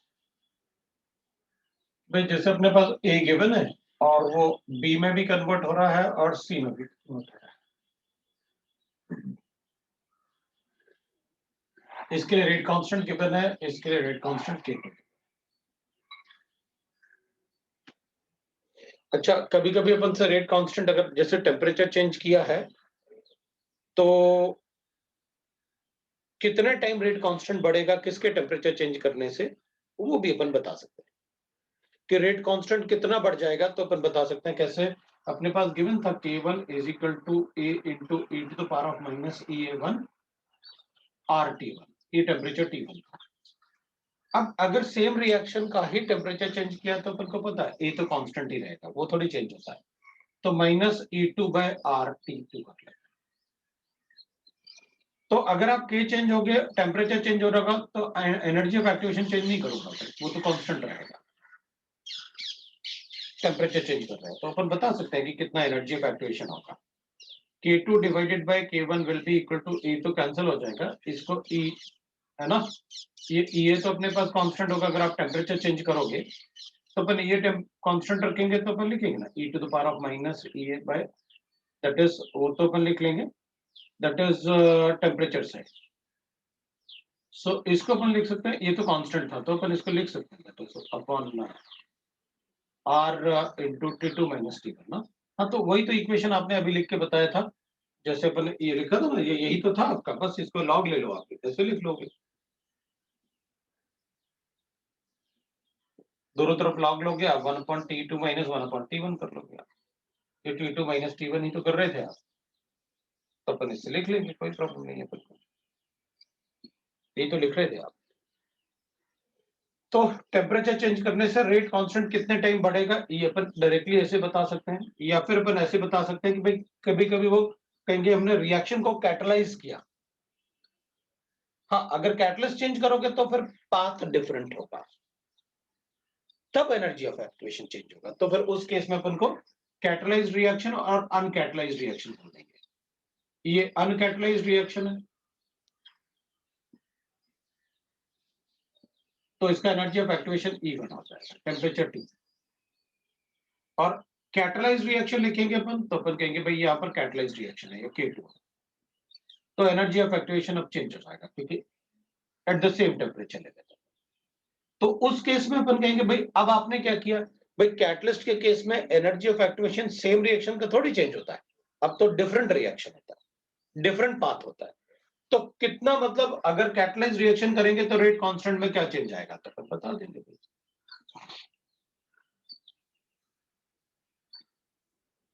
Calculate करके बता देंगे भाई। सेम टेम्परेचर पे जब आप कैटलिस्ट ऐड करोगे तो रिएक्शन का रेट चेंज होगा ना, क्योंकि रेट कांस्टेंट चेंज होगा।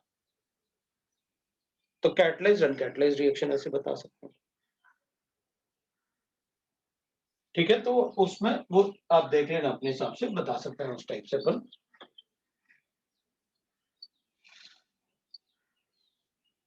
इसमें अपन लिख लेते हैं भाई, इसमें dA/dt है ना, तो अपन ऐसे कर लेते हैं, इसका रेट लिखूंगा तो minus dA/dt, that is equal to, we'll write that K into concentration of 8 at time t, इसका रेट ऑफ डिकम्पोजिशन। इसका रेट ऑफ फॉर्मेशन लिखूंगा तो लिखूंगा plus dV/dt is equal to K1 into concentration of air time। इसका rate लिखूंगा तो भी plus dC/dt, that will be equal to K1 into concentration of air time। और इसमें K2 दे रखा है ना अपन को, तो K2 लिखा dC/dt, वो अपन बता। अब जिस रेट से ए डिकम्पोज हो रहा होगा, ऑब्वियसली बात है ये बन रहा होगा, ये भी बन रहा होगा, मतलब ओवरऑल रिएक्शन का रेट अगर मुझे लिखना है तो मैं ऐसे लिख सकता हूँ, dA/dt will be equal to, that is B किस रेट से बन रहा होगा, that is plus dV/dt plus dC/dt लिख सकता हूँ, ये लिख सकता हूँ। तो इसको तो मैं ऐसे लिख सकता हूँ भाई, K into concentration of A at time t will be equal to, ये हो जाएगा K1 into concentration of A at time t plus K2 into concentration of that is A at time. हाँ, तो फिर मैं लिख सकता हूँ कि ओवरऑल K जो होगा ना इसका, that will be equal to K1 plus K2 लिख सकता हूँ, ये लिख सकता हूँ। हाँ, तो हो गई वो तो rate constant, overall rate constant in दोनों का सम। इधर भी मैं लिख सकता हूँ कि दैट इज, अगर अपन इन दोनों को, ये इन दोनों इक्वेशन से लिख सकते हैं, dB by dt, इन दोनों का रेशियो अगर ले लेते हैं तो इसका डिकम्पोजिशन सपोज 10 मिनट्स के लिए लेंगे, तो ये दोनों ही अपन 10 मिनट्स के लिए ही इंटीग्रेट करेंगे, तो अपन इससे डायरेक्टली लिख सकते हैं dB by dC, that is concentration of B upon C, ratio ले लेते हैं, तो ये तो कैंसिल हो जाएंगे एट पर्टिकुलर टाइम, तो अपन लिख सकते हैं K1 upon K2, that will be the right. तो अपन ऐसे भी बता सकते हैं फिर तो जैसे आपने ये बताया मुझे, that is overall rate constant, तो एनर्जी ऑफ एक्टिवेशन भी ओवरऑल कैलकुलेट कर सकता हूं फिर, अगर इसका एनर्जी ऑफ एक्टिवेशन E1 है, इसका E2 है, तो कर सकते हैं, क्योंकि ये K इफेक्टिव होगा, अपन इसमें सब्स्टिट्यूट कर लेते हैं भाई, अपन को पता तो है कि इसके लिए overall energy of activation will be equal to E, K क्या होता है, that is A into E, और सेम रिएक्शन है तो A तो कैंसिल ही हो जाना है दोनों तरफ से, so E to the power of minus A by RT, ये इफेक्टिव कर देता हूं, इसको K इफेक्टिव लिख लूंगा, K इफेक्टिव करके मैं K1 प्लस K2 कर लेता हूं, तो इसको मैं लिख लूंगा A इफेक्टिव, वो तो सेम ही रहेगा, E to the power of minus E effective by, है ना, RT लिख लेता हूं मैं, that will be equal to, that is we can say that is में कि भाई इसमें मैं लिखूंगा A1 into E to the power of minus E1 by RT लिख लूंगा, और प्लस कर लूंगा E to the power of minus A into E to the power of minus E2 bye RT, ऐसे कर लो। तो E इफेक्टिव जो होगा, अपन इसको on differentiating with respect to, अपन को टेम्परेचर चेंज, अगर मान लो T dt के लिए करना है, अपन को टेम्परेचर चेंज करेंगे, एनर्जी ऑफ एक्टिवेशन चाहिए, अगर आप टेम्परेचर चेंज करोगे तो what will be the effective, what will be the effective energy of activation, तो अपन इसको डिफरेंशिएट करके कैलकुलेट कर सकते हैं।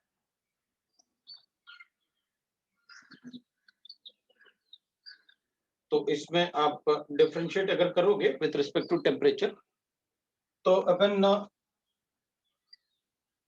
On differentiating with respect to temperature, बस देख लो भाई क्या आएगा, with respect to temperature dt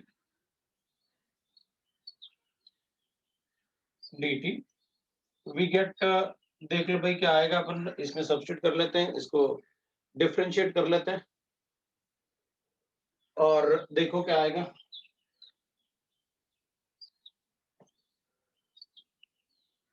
कितना आया बताओ, ताकि मैं आगे, हाँ sir minus A effective E effective by R, तुम तो मुझे ई इफेक्टिव बता दो भाई, इफेक्टिव एनर्जी ऑफ एक्टिवेशन का वैल्यू कितना है।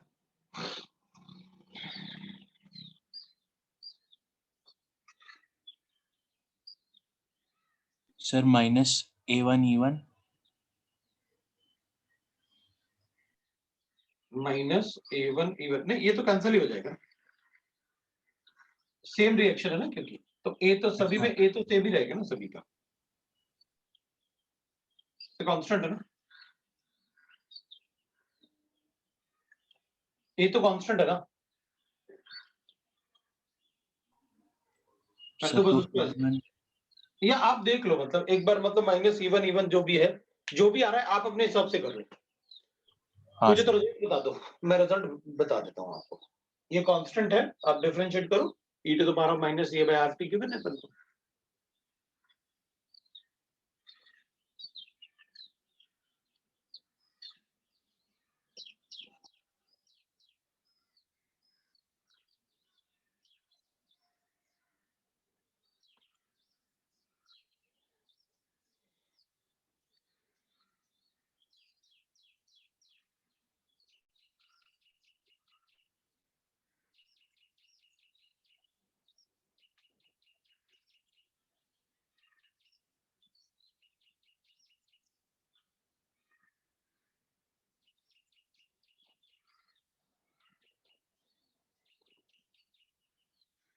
सर ई इफेक्टिव आ रहा है A1 E1 into e की power minus E1 by RT plus A2 E2 into e की power minus E2 by RT upon A effective into e minus e की power minus इतना थोड़ी e आएगा, इतना effective थोड़ी by आएगा, इतना थोड़ी आएगा। इतनी देर वेट करने से अच्छा था मैं ही बता देता। मैं तो सोच रहा तुम लोग मतलब अपने आप कुछ ना कुछ करके बताओगे ना।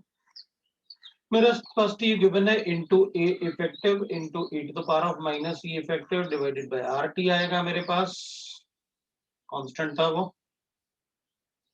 That will be equal to minus E1 upon that will be equal to R into 1 upon T. Again we'll get the square into E1 into e to the power of minus E1 by RT आएगा, plus मेरे पास आएगा that will be equal to minus ये तो constant है, so we'll write that e to the power of minus इसको मैं लिखूंगा, differentiate करूंगा तो we'll get that, इसमें ही वही आएगा E2 by R into 1 by T square into e to the power of A1 into A2 into e to the power of minus E by E2 by RT, ये आया मेरे पास। T तो constant रहेगा, obvious सी बात है, cancel हो जाएगा। R भी कैंसिल ही कर देता हूं, माइनस साइन को भी कैंसिल कर लेता हूं। मेरे पास जो बचेगा ये तो K इफेक्टिव हो गया, K1 हो गया और ये K2 हो गया। मतलब मेरे पास E इफेक्टिव जो आया इनटू K इफेक्टिव हो जाएगा, K इफेक्टिव हो जाएगा, that will be equal to कितना हो जाएगा E1 K1 plus E2 K2। मतलब सीधा सीधा E effective will be equal to E1 K1 plus E2 K2 divided by, सीधा लिखूंगा मैं K इफेक्टिव। ये लो भाई E इफेक्टिव।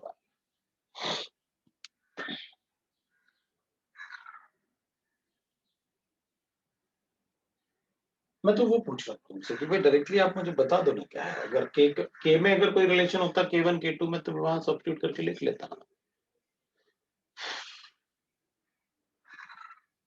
ठीक है, तो कैलकुलेट इफेक्टिव के हैं, एक तो ये पार्ट आ गया अपने पास।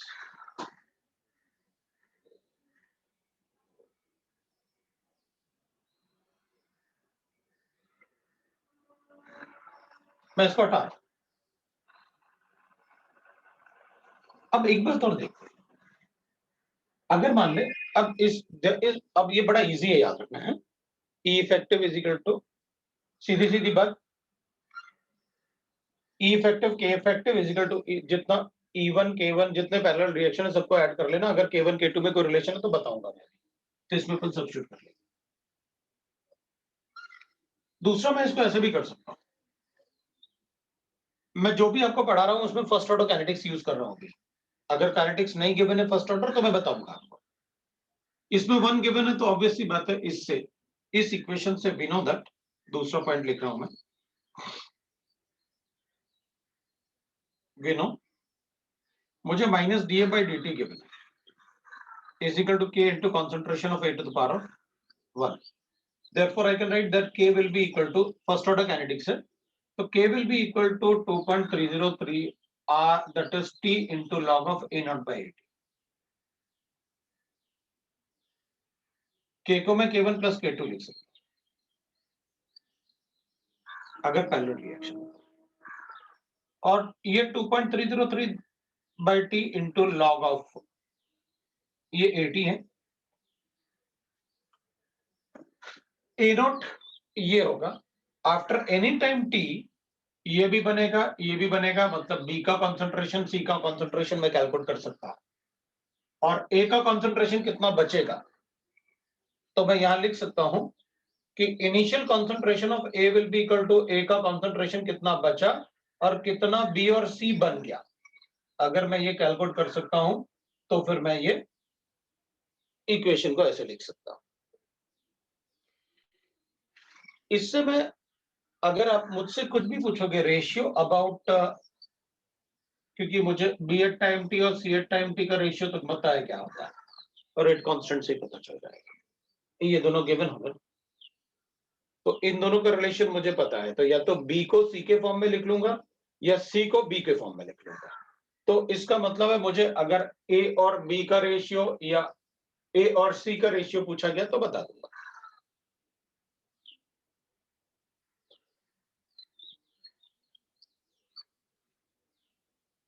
एक बात अब अपन ऐसे लिखते हैं। अच्छा, मेरे पास ये ऐसे क्या, अब मैं दूसरा एग्जांपल लेता हूं। मैंने एग्जांपल चेंज किया है। ये रेट कांस्टेंट वैसे अगर पूछेंगे तो रेट कांस्टेंट पूछ सकते हैं, भाई एक्सप्रेशन लिखो, या B और C का रेशियो होगा तो कैसे होगा, e to the power of ऐसे कुछ पूछ सकते हैं। डेरिवेशन टाइप भी पूछेंगे, मतलब ऐसे नहीं पूछेंगे कुछ, अपन बता सकते हैं डेरिवेशन टाइप।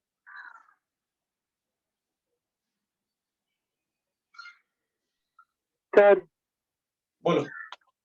एक बार वो एक्सप्लेन कर दीजिए, आपने ए नॉट कैसे लिखा था यहाँ पे नीचे? A नॉट, हाँ आपने, भाई अगर मान लो मेरे पास ये ऐसे गिवन था A नॉट, हाँ ये x बना तो ये A माइनस एक्स हो जाएगा, ये y बना तो A माइनस वाई हो जाएगा। हाँ तो फिर ये A टाइम t होगा। हाँ हाँ, तो A टाइम t को इतना लिखा मैंने, A टाइम t क्या हो जाएगा, मैं इन सबको ऐड कर देता हूँ। हाँ सर, समझा समझा। तो अपन ने ऐड करके बता दिया।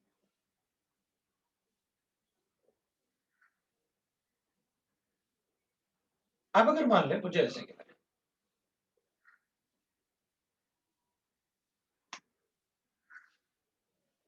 अब देख अपन को मतलब ऐसे गिवन है, मान लो ये 2 है, ये 3 है, ये 5 है, हो सकता है ये ना गिवन हो, कोई फर्क नहीं पड़ता अपन को।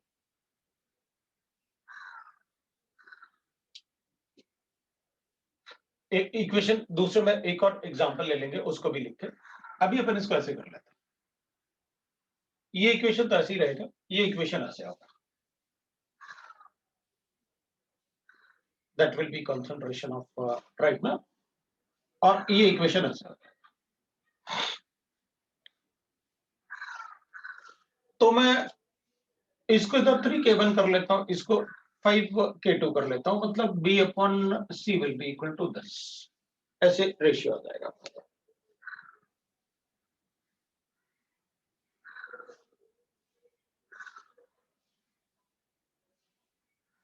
और इसको ऐसे कर लूंगा, तो इसको ऐसे कर लूंगा,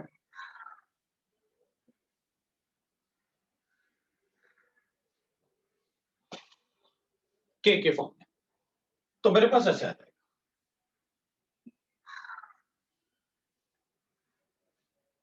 तो जो इफेक्टिव एनर्जी ऑफ एक्टिवेशन अभी बनाया था ना अपन ने, के इफेक्टिव,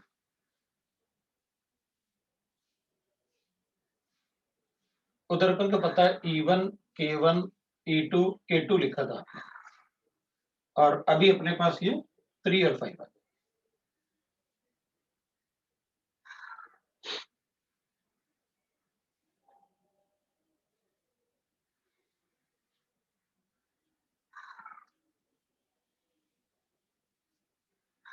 अब ये इक्वेशन तो अपन ड्राइव कर सकते हैं, कोई प्रॉब्लम नहीं, मुझे कुछ और ही ऐसे करना है। अब मान ले मुझे गिवन है ऐसे एग्जांपल के तौर पे, मतलब एक ऐसे ले लेते हैं, सपोज की बात कर लेते हैं।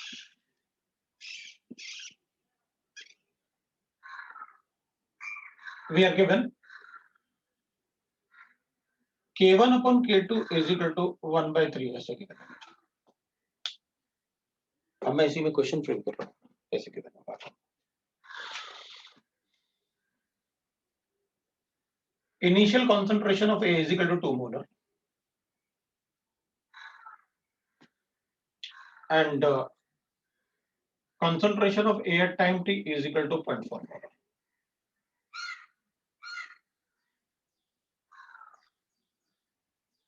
After 20 minutes ऐसे कुछ given A at time t लिखा हुआ है, या concentration of A after 20 minutes ऐसे अपन को हो सकता है गिवन।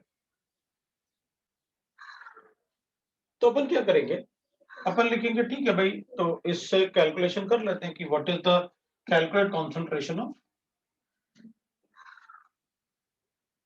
B and C. मतलब मैं क्वेश्चन ऐसे बनाना चाहता हूं जो ऑब्जेक्टिव में आ सके,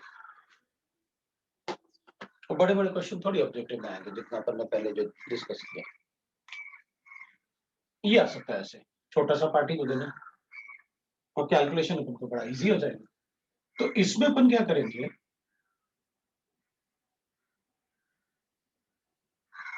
अपन को लिखना पड़ेगा भाई कॉन्सेंट्रेशन ऑफ बी और सी जो बने और ये कितना यूज हुआ।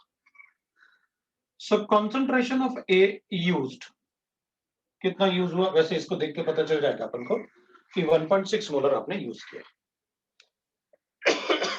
अब उससे बी कितना बना और सी कितना बना अपन लिख लेंगे।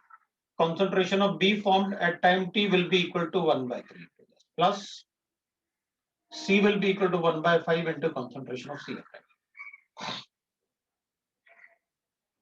हाँ तो लिखा तो था अभी आपने, बताया तो था ऐसे, वो जिसमें K आपने सब्स्टिट्यूट करके बताया था is equal to 1/3 into dB by dt, लिखा तो था आपने dC by dt। हाँ तो ये यही तो आपने लिख दिया ऐसे, ठीक है तो हम खुद लिख लेंगे।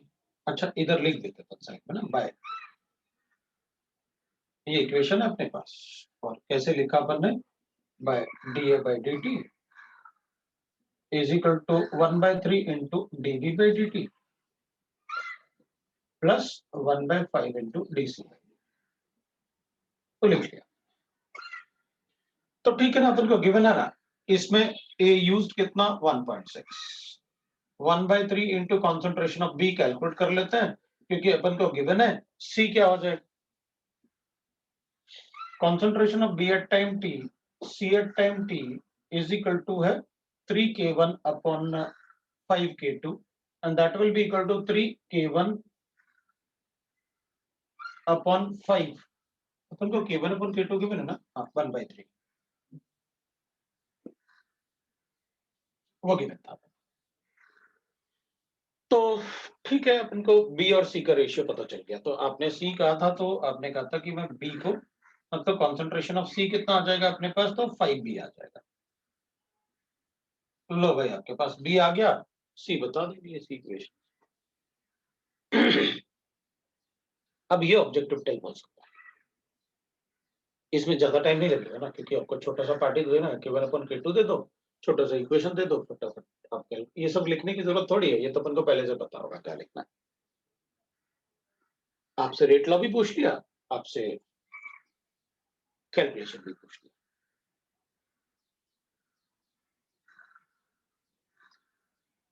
और मान लो अगर इसी क्वेश्चन में अपन को ऐसे गिवन होता, जैसे मैं पहले लिख रहा था, अब मैं इसको एग्जांपल 3 में करता हूं, ये अपना आंसर आ जाएगा। कंसंट्रेशन ऑफ बी कैलकुलेट कर लो, 1/3 बी, और ये कैलकुलेट करके आप बता दो कंसंट्रेशन ऑफ बी कितना आएगा, जो भी आया अपने पास, एंड सी इस इक्वेशन से बता दो।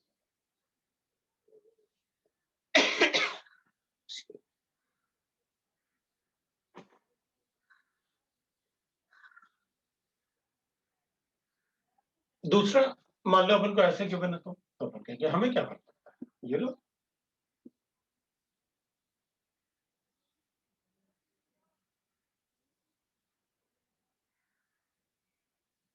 ये तो ऐसे ही रहे।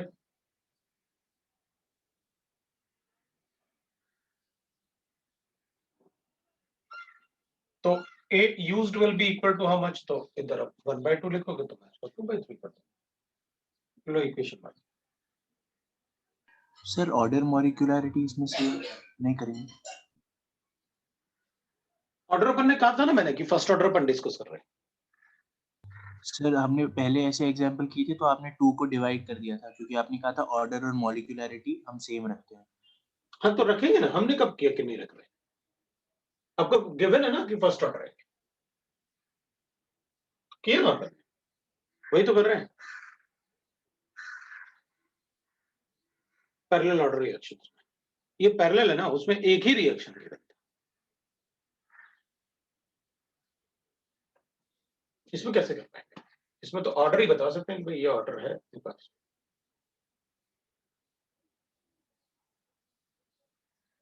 और इसलिए अपन इसमें 2 लेके चल रहे हैं ना, इसलिए तो चल रहे हैं उसको लेके। हाँ सर, वो सेम ही हो जाता है फिर। हाँ ठीक है ना। हाँ सर। अब पैरेलल में इससे ज्यादा अपन से नहीं पूछेंगे, मैक्सिमम अपन से पूछेंगे ना तो इसमें रेट लॉ बताएंगे अपन से, जैसे इसका रेट लॉ है ना, ये इसका रेट,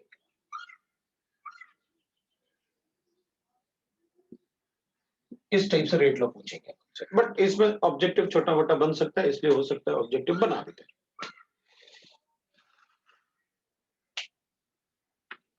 तो ठीक है, अपन को पता चल गया कैसे बनाया जाता है, और इसमें अपन बी और सी दोनों बता सकते हैं, कोई प्रॉब्लम।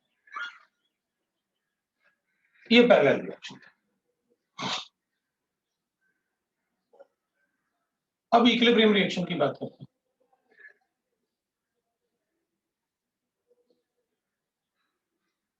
क्योंकि सीक्वेंशियल तो आप फिजिक्स में भी पढ़ लोगे, वैसे अपन यहाँ भी डिस्कस करेंगे, ऐसा नहीं है कि नहीं डिस्कस करेंगे। मैं तो इक्विलिब्रियम, बस इक्विलिब्रियम की भी बात कर लेता। अब इक्विलिब्रियम रिएक्शन की अगर बात करेंगे तो ऑब्वियसली बात है, अपन ऐसे लिखेंगे। पहले एक अपन सिंपल रिएक्शन देख लेता हूँ कि भाई एग्जांपल ही चलता है, अपन को पता है व्हाट इज इक्विलिब्रियम रिएक्शन। ये है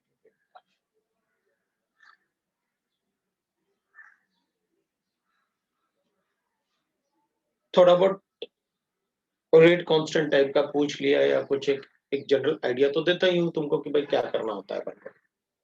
तो अपन को पता है कि भाई इनिशियल टेम्परेचर, इनिशियल टाइम पे ये ए गिवन है, आफ्टर टाइम टी ये ए माइनस एक्स हो गया, ये एक्स हो गया।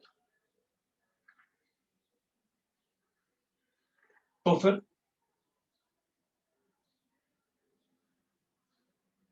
तो अपन कहेंगे ठीक है भाई, अगर मुझे रेट लॉ लिखने हैं तो मैं ऐसे कर लूंगा, d A by D t is equal to, इसमें के एफ होगा और ये के बी होगा, के एफ इंटू कॉन्सेंट्रेशन ऑफ ए। तो अच्छा, इसमें अपन एक और ऐसे कर लेंगे, क्योंकि नेगेटिव साइन लगाएंगे तब भी चलेगा। ये अपन ऐसे कर लेते हैं, ए जो डिक्रीज हो रहा है ना उसमें माइनस साइन लगा दो। ये चेंज इन कॉन्सेंट्रेशन है with respect to time. A decrease हो रहा है तो अपन क्या करेंगे भाई, के इस रेट से ए डिक्रीज हो रहा है और इस रेट से ए बन रहा है। फर्स्ट ऑर्डर एज्यूम कर रहा हूं मैं, हाँ उसमें वैसे भी मतलब कोफिशिएंट नहीं है।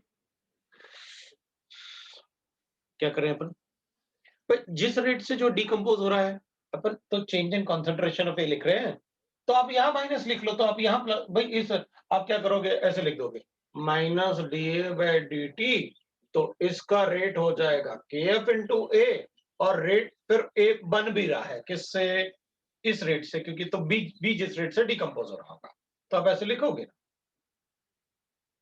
तो साइन ना सोचना पड़े अपन को, तो अपन क्या करेंगे, अपन ने कहा भाई सीधी बात, इसको ना अपन ने माइनस ही तो किया आपने पूरा दोनों तरफ, तो अपन को क्या पता चल गया कि भाई जिसको भी आप लिखोगे वो अगर रिएक्ट कर रहा है तो उसमें माइनस साइन इधर लगा देंगे, और अगर बन रहा है तो ये रेट लॉ को अगर नेगेटिव साइन में लिखना है तो अपन मल्टीप्लाई करके बता देंगे, क्या प्रॉब्लम, क्योंकि इसमें काफी चांसेस होंगे अपन से रेट लॉ ही लिखवाएंगे। मैं भी बोला कोफिशिएंट डालूंगा, ठीक है ना। तो अपन देखते हैं क्या करें। अब इसका मतलब ये हुआ कि मैं इसमें एक बार मैंने लिख के बताया है, अब मैं इसको ऐसे लिख सकता हूं। अब मेरी मर्जी, मैं जैसे चाहूं लिखूं, कोई अगर मुझे ना सिर्फ रेट लॉ लिखना है तो मैं ऐसे लिखता, बट अगर कुछ कैलकुलेशन वगैरह करने हैं तो मैं ऐसे करूंगा, minus D A by D T, ऐसे कर लेता तो रेट हो जाएगा अपने लिए, दैट इज माइनस लिखा आपने तो आप इसको ऐसे कर लो भाई, माइनस लिखोगे तो इधर माइनस लिख रहे थे।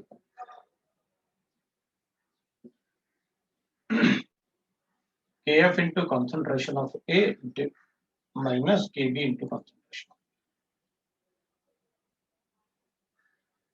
तो x के फॉर्म में लिखो तो अपन कहेंगे dx by dt कर लो, that will be equal to Kf into concentration of A minus x Kb into concentration of x, ऐसे लिख लो, मैं क्या फर्क पड़ेगा। लेकिन अपन को एक बात पता है, एट टाइम t अपन ने ऐसे लिख लिया, तो जब इसका इक्विलिब्रियम आ जाएगा ना, तो मान लेते हैं अपन ये A minus x ही है इक्विलिब्रियम कॉन्सेंट्रेशन, ये इक्विलिब्रियम कॉन्सेंट्रेशन, ये मैंने रेट लॉ लिख के बताया बस है, क्योंकि अपन से मोस्ट ऑफ द टाइम यही पूछेंगे बस। कैलकुलेशन के लिए थोड़ा सा फर्स्ट ऑर्डर लेके मैं थोड़ा बहुत कैलकुलेशन बता देता हूँ।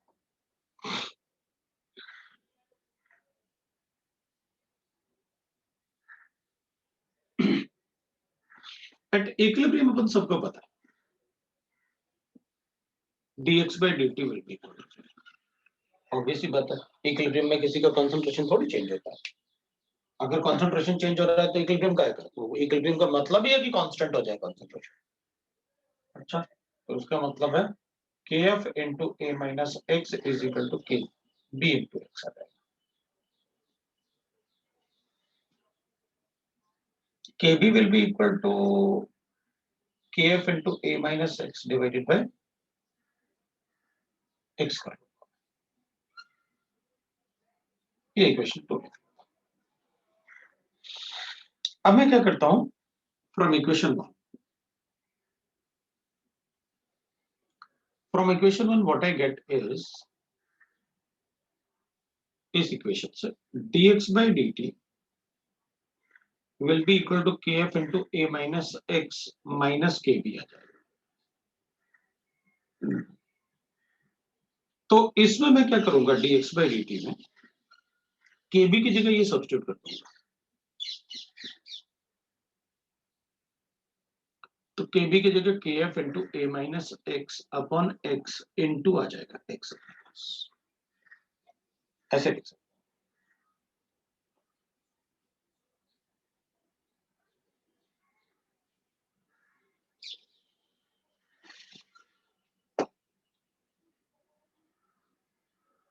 ठीक है,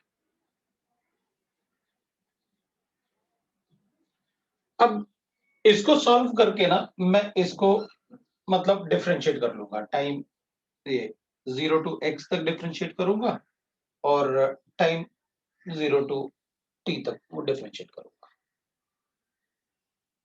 वो डिफरेंशिएट करने से मुझे k का वैल्यू मिल जाएगा। मेरे पास जो रिजल्ट आएगा वो kf प्लस kb ये आएगा, that will be equal to 2.303 divide by t into log of equilibrium concentration into equilibrium concentration minus a minus x, ये बचेगा मेरे पास, ये रिजल्ट आ जाएगा मेरे पास अगर अपन कैलकुलेट करेंगे। Result is more important for us. अब वो मतलब मल्टीप्लाई करके ऐसे आप कर सकते हो, कोई प्रॉब्लम नहीं है, पहले भी डेरिवेशन किए हुए हैं, लेकिन उधर कोई ऐसे डेरिवेशन से कुछ आता तो है नहीं कि ड्राइव करके दिखाओ। 12th क्लास होता तो भी सोच लेते पर स्कूल में पूछ लें या कहीं पूछ लें, पूछेंगे अपन से ऐसा लिखने के लिए, रेट लॉ लिखो, इसका लिख देंगे, क्या problem. I want to just give you that, मतलब एक वर्क देना चाहता हूं, आप इसको ड्राइव करके देखना कर आराम से, वो आएगा। अगर नहीं आता है तो आप मुझे बता देना, सर वो आ नहीं रहता, आप एक बार ड्राइव करके दिखा दो इसे, तो मैं दिखा दूंगा। सर आपने किया था वहाँ पे, आपने क्या बोला था, कैसे डिराइव करेंगे इसको? इसको मतलब आप सॉल्व करो, क्योंकि ये kf a ये कुछ कैंसिल होगा यहाँ पर। हाँ, उसके बाद आप इसे dx by dt ऐसे कुछ आएगा, ये अपॉन कुछ ऐसे उधर इधर उधर लेके जाओगे आप, तो इसको 0 to x तक डिफरेंशिएट करोगे, 0 to टाइम t तक डिफरेंशिएट करोगे dt को, तो अपन को ये इक्वेशन मिलेगा। डायरेक्टली नहीं मिलेगा, थोड़ा सा सब्स्टिट्यूशन करना, इसको फिर यूज करना पड़ेगा आपको। ये हाँ जो ठीक है। मिलेगा आपको, इसको फिर यूज करोगे तो ये गिरता है। और तू तो प्रथमेश बोल रहा है ना? हाँ, तो लास्ट हाँ ईयर वाला अपने पास लास्ट ईयर डेरिवेशन करवाया ना मैंने। अब वो 12th क्लास में नहीं है, इसलिए लास्ट में रिजल्ट। डेरिवेशन नहीं हुआ था, आपने रिजल्ट लास्ट ईयर में रिजल्ट ही बताया था, हाँ तो फिर लास्ट में क्या था निकल गया था देख, इसीलिए। हाँ, तो आप इसे कर सकते हो ड्राइव और मुझे बता देना, कोई प्रॉब्लम। अब मैं क्या चाहता हूं, मान लो मेरे पास ऐसे गिवन होगा, ऐसे। अब बताओ, तो रेट लो कैसे लिखना है वो देखो। अपन कहेंगे भाई देखो मेरे पास ऐसे गिवन है, तो ठीक है भाई आप ऐसे लिखो 1/2। मैंने बताया था जो डिकम्पोज हो रहा है पर उससे लिखेंगे आप अपन सारे रेट लॉस। वो ज्यादा अच्छा मेथड होता है, लगता है मुझे, अच्छा लगता है तुम्हें, जो भी अच्छा लगे तुम उसके हिसाब से कर लेना। भाई एक का रेट लिखना है ना, तो DA/DT डिकम्पोज हो रहा है किस रेट से, माइनस। अब मैं ना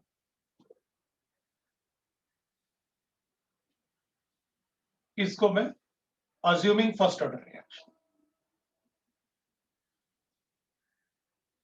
तो मैं इसको लिखूंगा that is KF into concentration of A to the power of 1, और बन रहा होगा B के फॉर्म में, तो B होगा, ये हो जाएगा अपने पास KB into concentration of B to the power of 1, ये हो जाएगा। अब मुझे पता गया क्या गिवन है दूसरे पॉइंट में, इफ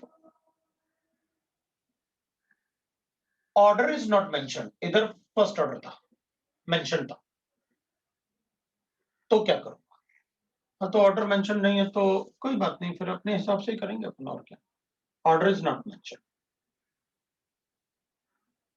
तो फिर क्या करें?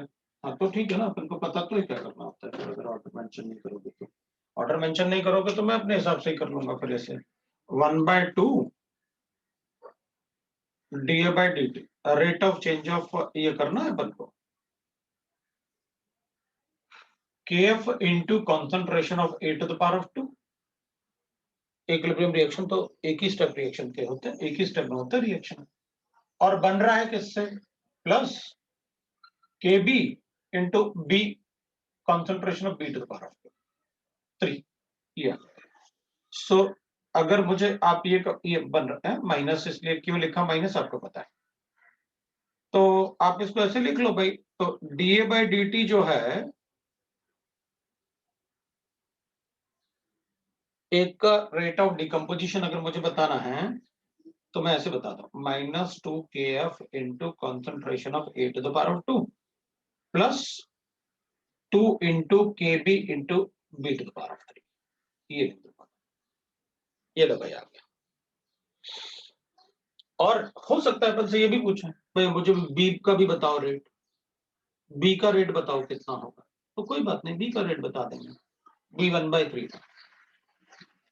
B डिकम्पोज हो रहा है इस रेट से, और B बन रहा है इस रेट से,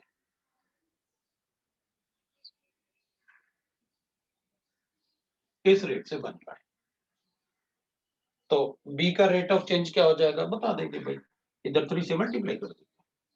सो dB/dt मेरे पास आ गया, that is -3 of KB into B to the power of 3 plus 3 into KF into A to the power. बताओ भाई, किसी को रेट लिखने में प्रॉब्लम है तो मुझे बता दें, और नहीं है तो मुझे ये कैलकुलेट करके दिखा देना। सर जब भी मतलब हम लोग को इक्विलिब्रियम रिएक्शन में फर्स्ट ऑर्डर दिया रहेगा, तो दोनों के रिस्पेक्ट में फर्स्ट ऑर्डर रहेगा ना, मतलब फॉरवर्ड में भी फर्स्ट ऑर्डर रहेगा और बैकवर्ड में। हाँ हाँ हाँ, वो ही कंसिडर करना पड़ेगा अपन को कि दोनों के रिस्पेक्ट में फर्स्ट ऑर्डर है। सर dB/dt पे जब गए तो साइन चेंज करना पड़ेगा। हाँ तो इक्विलिब्रियम है ना, तो इसमें तो B डिकम्पोज भी होगा ना भाई, अगर ये बन रहा है तो डिकम्पोज भी तो हो रहा है।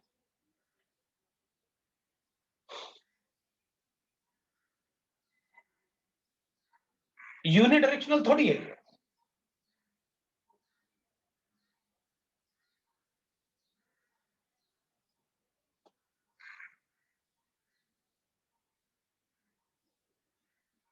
लो है। अब लिख के बताओ, बोलो तो मैं कोई एक लिख के बता देता हूँ। ऑर्डर दिया है सर। नहीं, order is not mention, rate लो लिखो।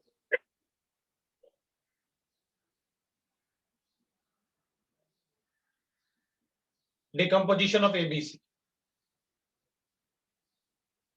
rate for decomposition of ABC, rate of A, B and C, तीनों का लिखो।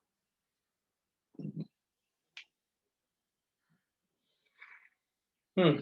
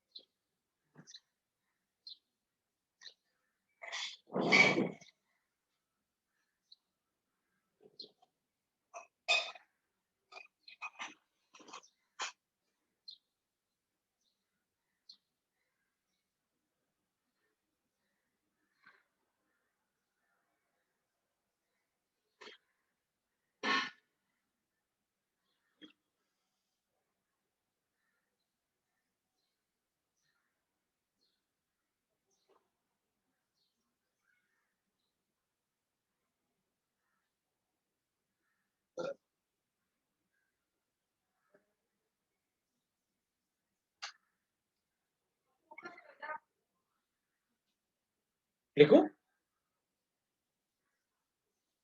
1 मिनट। चलेगा।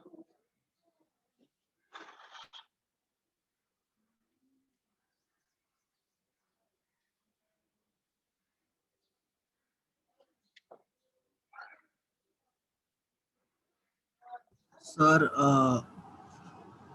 ओसी के थोड़े डाउट्स थे, तो लेक्चर के बाद पूछ सकते हैं क्या? मतलब आप रुक सकते हो क्या? लेक्चर के बाद तो पॉसिबल नहीं हो पाएगा, क्योंकि मेरा 8 to 10 के बाद 11 to 12:30 फिर होता है। वो 1 घंटे का फटाफट नहा धो के तैयार होना होता है, और फिर उसके बाद 2:30 से पूरा 10 o'clock तक होता है। तो वो कल हो सकता है, कल भी क्या, कल तो हाँ, कल मतलब थोड़ा सा हो सकता है, कल कर दूंगा, जो भी डाउट्स होंगे ना कर दूंगा। हाँ सर, हो गया।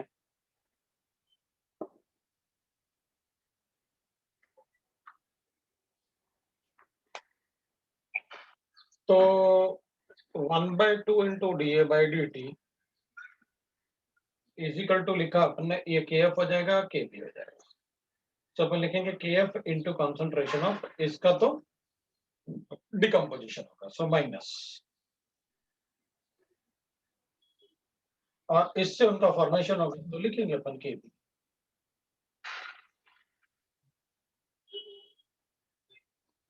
ऐसे लिखेंगे, उसके बाद 2 से मल्टीप्लाई कर देंगे, वो अपन को पता है। तो मैं 2 से मल्टीप्लाई करके नहीं लिख रहा, इधर आप 2 से मल्टीप्लाई कर लेंगे।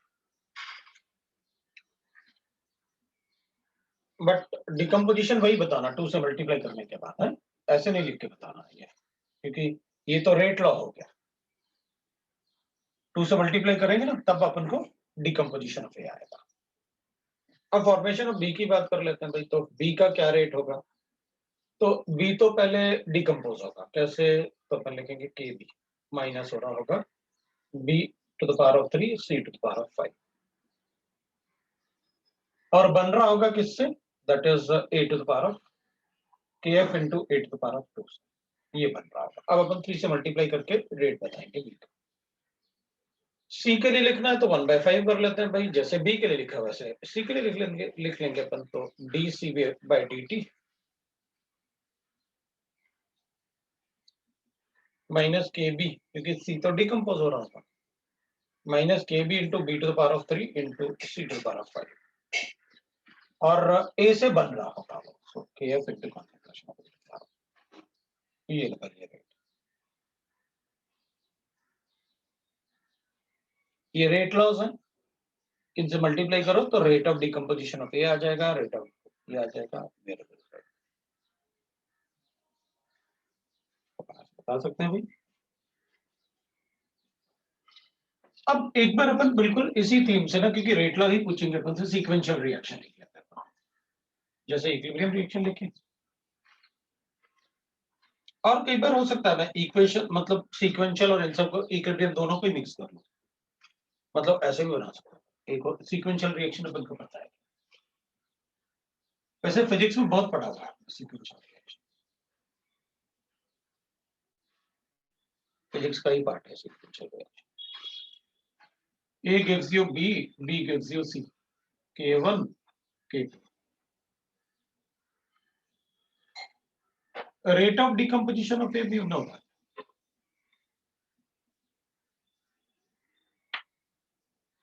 K1 into concentration of A. First order reaction assume करता हूं।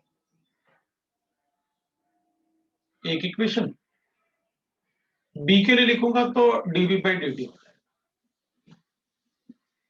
इस रेट से बन रहा होगा और इस रेट से डिकम्पोज होगा, dC by dt K2 into concentration of B, इसी रेट से बन रहा होगा बस।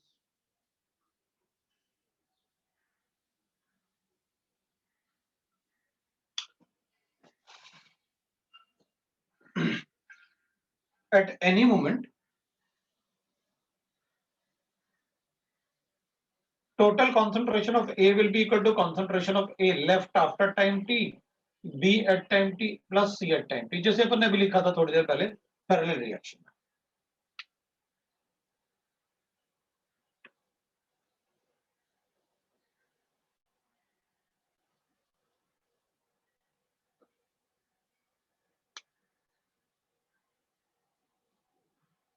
इसको तो अपन लिख सकते हैं कि A at time t will be equal to A naught into e to the power of minus K1 into t, ये तो अपन ने पहले ही पढ़ा हुआ है। A at time t first order बहुत डिस्कस किया, डिग्री ऑफ डिसोसिएशन वगैरह सब किया।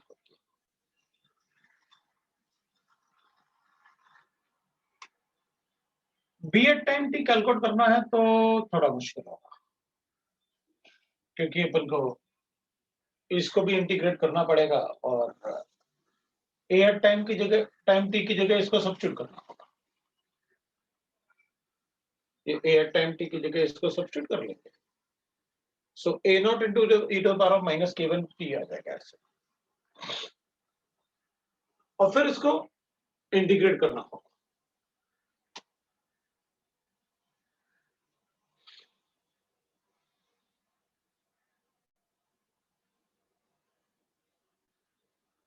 और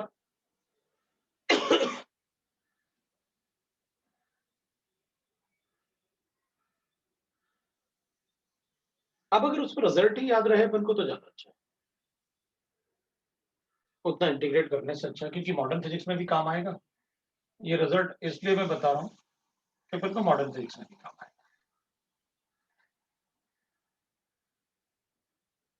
e to the power of minus K1 t minus e to the power of minus K2 t,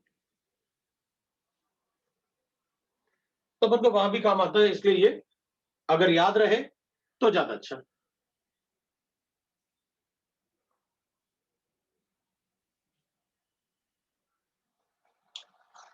अगर मुझे दोनों पता चल गए तो मैं इसमें सब्स्टिट्यूट करके ये कैलकुलेट करता हूँ इनिशियल कंसंट्रेशन अगर ये देना, वरना फिर अपन को क्या करना पड़ेगा, ये वाला पार्ट इधर सब्स्टिट्यूट करके फिर इसके लिए सॉल्व करना पड़ेगा। ये टाइम टी अगर यहाँ सब्स्टिट्यूट कर लेता है तो फिर इसके लिए कैलकुलेट कर लेता हूँ, फिर इंटीग्रेट करो।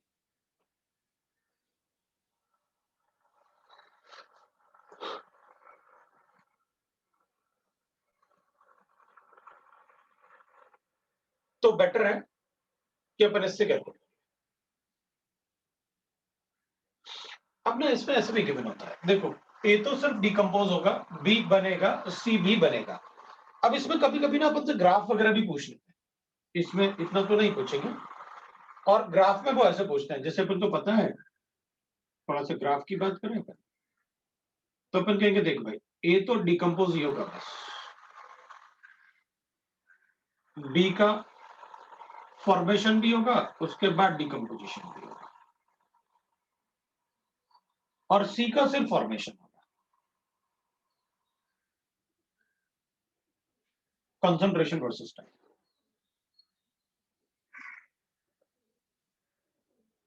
इस टाइप से ग्राफ हो गया। लेकिन अब इसमें ना ग्राफ में एक और पार्ट होगा, अपन से कहा जाएगा भाई तीनों का कंसंट्रेशन बताओ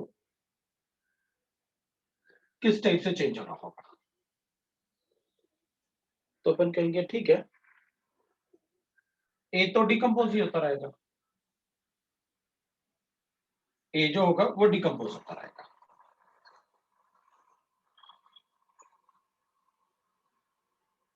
ठीक है। और बी तो अपन कहेंगे भाई देखो इनके चेंज इन कॉन्सेंट्रेशन ना, बी का चेंज इन कॉन्सेंट्रेशन इस पे भी डिपेंड करेगा कि K1 बड़ा है या K2 बड़ा है।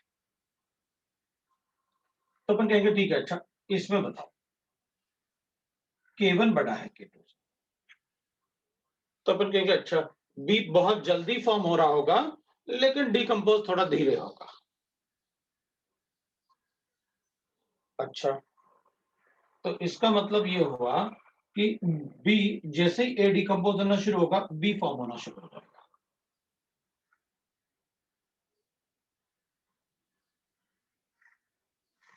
तो ए तो जल्दी डिकम्पोज हो रहा है, बी जल्दी बन रहा है क्योंकि वो जल्दी डिकम्पोज हो रहा है।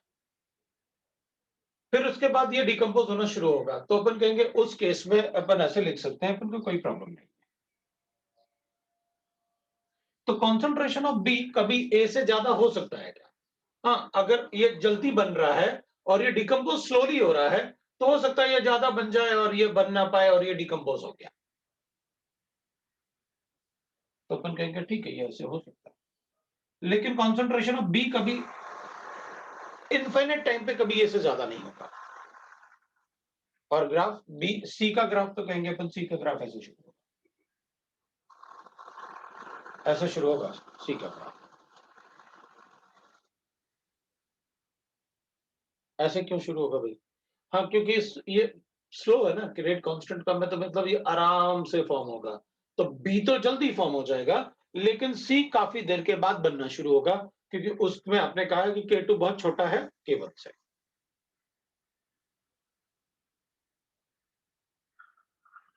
और अगर मान लो अपने पास ऐसे गिवन है तो अपन कहेंगे भाई फिर इसमें ना ए तो डिकम्पोज होगा और ये स्लो बनेगा, ये फास्ट बनेगा।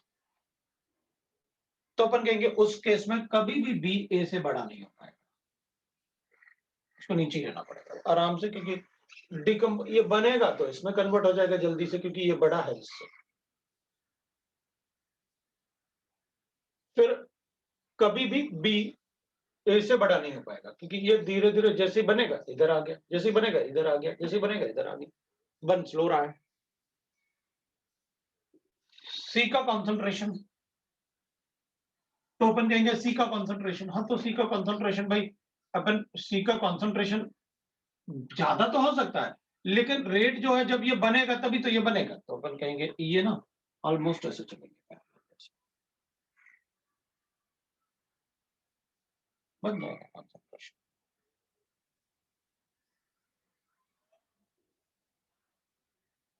तो ऐसे बता दें इनका कंसंट्रेशन ऐसे ज्यादा हो सकता है क्या? मतलब आपने बनाया हुआ है वही पूछ रहा कहां से हो जाएगा ऐसे काम।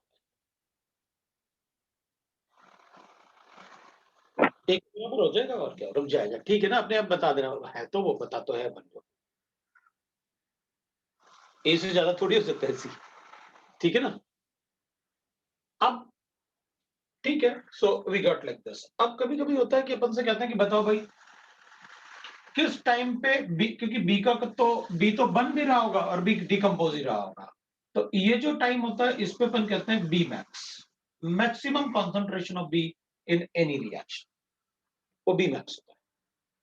तो अपन कहेंगे इधर तो इसका मतलब कॉन्सेंट्रेशन कांस्टेंट टाइप हो गया होगा, जब तो अपन कहेंगे अच्छा अगर मुझे बी मैक्स कैलकुलेट करना है तो इसको 0 लेके जो भी कॉन्सेंट्रेशन बी का होगा वो बी मैक्स होगा, इन दोनों को बराबर लेके, और टाइम टी मैक्स बोल देंगे। तो यहां से अपन टी कैलकुलेट करेंगे, time that will be the t max, the time at which the maximum concentration of B is present. तो अपन कहेंगे वहां dx अपन dt 0 ले लेंगे, या 0 ले लेंगे कॉन्सेंट्रेशन को, और इन दोनों को at को इधर सब्स्टिट्यूट करेंगे, बी मैक्स कैलकुलेट कर लेंगे। वो पूछ सकते हैं, उसमें कोई प्रॉब्लम नहीं, वो छोटा सा कैलकुलेशन, क्योंकि अगर ये 0 हो गया तो फिर अपन को डिफरेंशिएट नहीं करना, इंटीग्रेट नहीं करना, फिर तो सीधा रीअरेंज करके अपन को बताना है बस। तो अपन बी मैक्स लिख सकते सर हैं। हाँ बोलो। सर इसी में आपने अब के वाला रिलेशन, अगर k1 इक्वल टू k2 रहता तो फिर ग्राफ कैसा बनता? k1 इक्वल टू k2 रहता तो ग्राफ कैसा बनता? k1 इक्वल टू k2 होगा तो इसका मतलब b बन रहा है, जैसे ये बन रहा है वो डिकम्पोज हो रहा है, जैसे ये बन रहा है डिकम्पोज हो जा रहा है। इसका मतलब है जिस रेट से ये बन रहा है उसी रेट से ये फॉर्म भी होता जा रहा है, कोई प्रॉब्लम नहीं, अपन ऐसा बना देते हैं भाई, ये डिकम्पोज होता जा रहा है और b बनता जा रहा है, और जैसे ही b बन रहा है तो b का कंसंट्रेशन कभी a से ज्यादा नहीं हो पाएगा, बट उसके पैरेलल पे एक टाइम आके वो पैरेलल पे चलना शुरू हो जाएगा, और जिस रेट से ये बन रहा है उसी रेट से c भी बन रहा है। ये सर मैंने इसलिए पूछा क्योंकि मेरे को लगा कि बी का कॉन्सेंट्रेशन हमेशा कांस्टेंट रहेगा ना, क्योंकि जिस रेट से वो बन रहा है उसी से डिकम्पोज हो रहा है ना। हाँ, तो कांस्टेंट तो तब रहेगा ना जब बने, तो डिकम्पोज तो होगा ना, कम से कम सी बनेगा तो डिकम्पोज होगा ना, हाँ तो डिकम्पोज होगा तभी तो सी बनेगा। हाँ सर।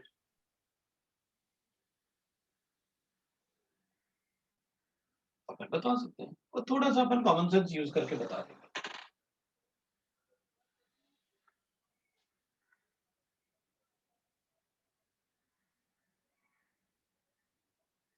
अब ना जैसे कैलकुलेशन अगर आते हैं तो कैलकुलेशन में थोड़ा सा आप डायरेक्ट रिजल्ट को याद रखो, जैसे ना इधर अब ये नेगेटिव तो हो नहीं सकता, इसलिए आप इसको मॉड कर देना, तो कैलकुलेशन में अगर आता है तो इसको मॉड कर देना है, अपन को पता है वो नेगेटिव नहीं है, ये डिराइव करेंगे तो बहुत टाइम लगेगा, उसको सब्स्टिट्यूट करेंगे वैसे, तो डायरेक्ट रिजल्ट कुछ ना कुछ तो याद रखना ही पड़ेगा। टी मैक्स कैलकुलेट करना होगा यहाँ से,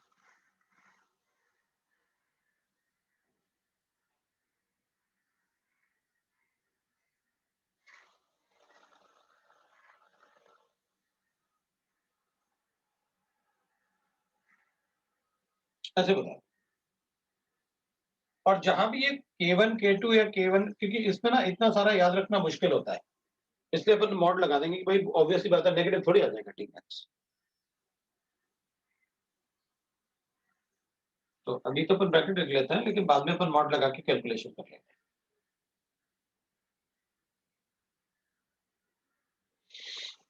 ठीक है, अब बाकी अपन ने लिखा हुआ है तो अपन को पता है कि भाई अगर दूसरा एग्जांपल अपन को रेट लॉ ही पूछेंगे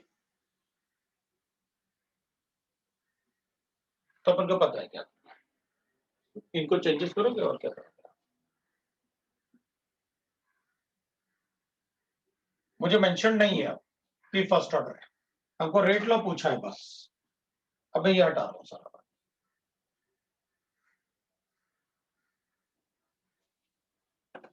अगर अपन को रेट लॉ ही लिखना है और ऑर्डर मेंशन नहीं है तो अपन ऐसे करेंगे ना,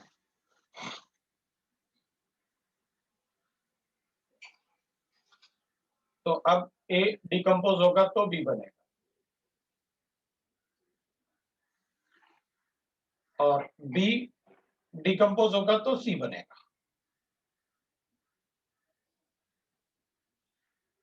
सी के लिए लिखूंगा तो 1/5, बी डिकम्पोज होगा तो ये बनेगा।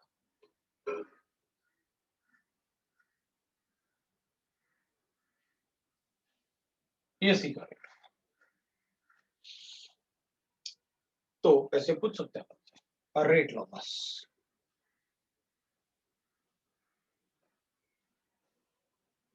ऐसे रेट लो, उनसे पूछ सकते हैं कि भाई रेट लो लिखो इसके लिए।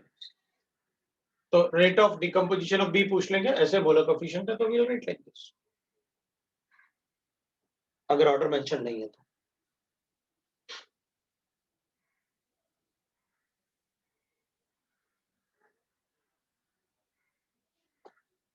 अब मुझे ऐसे गिवन है, दूसरा एग्जांपल ले लो।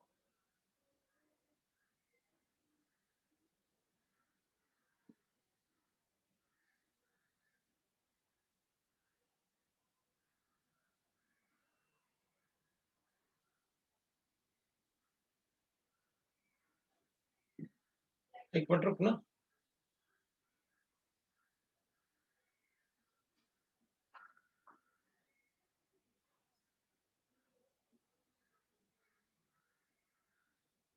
आपको डी का बी का रेट लिखना है, रेट ऑफ बी कैसे लिखेंगे अपन? रेट ऑफ बी लिखना है।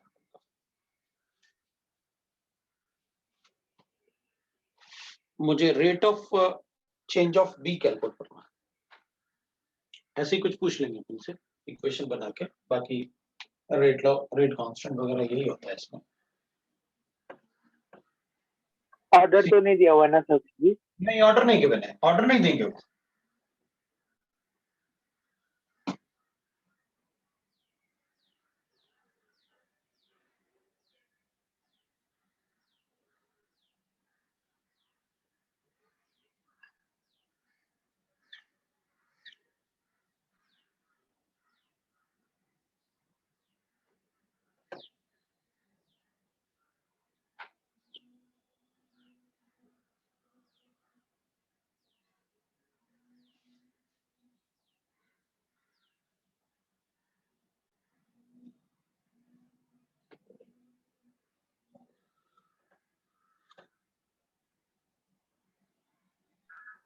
Sir K1 into A minus K1 into A plus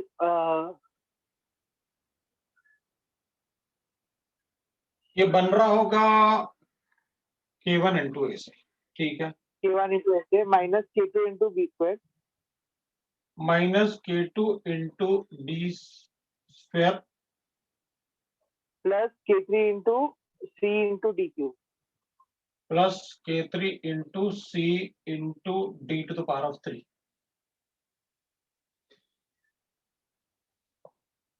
बिल्कुल करेक्ट। ये इसका रेट लॉ हो गया, और dB अपॉन dt बताना था तो अपन ऐसे बता।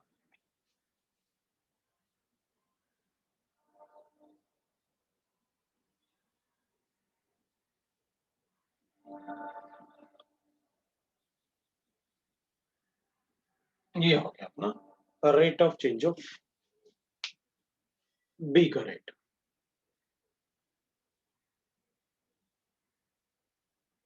ये हो गया भाई, बिल्कुल सही, कोई प्रॉब्लम नहीं। तो आपको रेट भी लिखने आते सारे। तो इस टाइप से क्वेश्चन अपन को मेंस में भी पूछ सकते हैं, किसी के पेपर में आ सकता है, कोई प्रॉब्लम नहीं।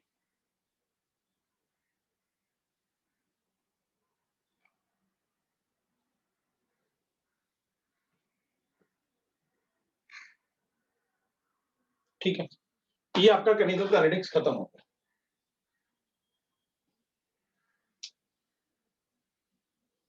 और रेडियो एक्टिविटी में कोई पार्ट ऐसा है जो आपको पढ़ना हो तो मुझे बता देना, वरना इसके बाद कौन सा चैप्टर करोगे, मेटलर्जी या कोई और? सर ऑर्गेनिक करते हैं ना सर सॉल्यूशन करते हैं। Solid state sir. सॉल्यूशन के सर अच्छे सॉल्यूशन भी है। सॉल्यूशन के अच्छे क्वेश्चन आते हैं सर। सर 2 फिजिकल के कर दिए, अब एक ऑर्गेनिक का करते हैं। एक ऑर्गेनिक कर दें? हाँ हाँ चलेगा सर। तो एरोमेटिक कंपाउंड कर देंगे। हाँ एरोमेटिक चालू कर दीजिए। और उसके कितने डाउट्स हैं क्या ओमकार? 4-5 ही है सर। तो तू भेज देना, फिर कोई प्रॉब्लम नहीं है। ग्रुप पे डिस्कस डाल कर, दूं? हाँ ग्रुप पे डाल दे, कोई बात ठीक है सर। ठीक है। और अगर नहीं होंगे तो पूछ लेना कल सुबह अपना फिर क्लास है शायद, कल ट्यूसडे ना, कल बता देना। तो अपन अरोमेटिक शुरू करेंगे कल। हाँ सर। ठीक है, चलो फिर आज इतना ही करते हैं। सर बोलो। सर वो हाइड्रोलिसिस का पार्ट शायद बचा है। हाइड्रोलिसिस का पार्ट मतलब? सर हम लोग ने ऑक्सीडेशन रिडक्शन पढ़ा था ना। ठीक है, हाइड्रोलिसिस वाला पार्ट बता दूंगा, समझ गया, ठीक है, कर दूंगा कल। सर कुछ पूछना था आपको। बोलो। सर आप वो केमिस्ट्री की डीपीपी कब से चालू करोगे? डीपीपी कब से चालू करेंगे? हाँ सर, डीपीपीज मतलब ऐसे 2-2 डीपीपी पर डे टाइप्स, ऐसे मतलब एक शेड्यूल हाँ, ऐसा बनाते हैं ना, नहीं तो फिर रह जाएगी वो। तो ऑर्गेनिक के डीपीपी करने हैं या सारे डीपीपी करने हैं? सारे। मतलब तो ऐसे 2 फिजिकल और 1 ऑर्गेनिक करते हैं ना, क्योंकि फिजिकल का ज्यादा है as compare to organic. O,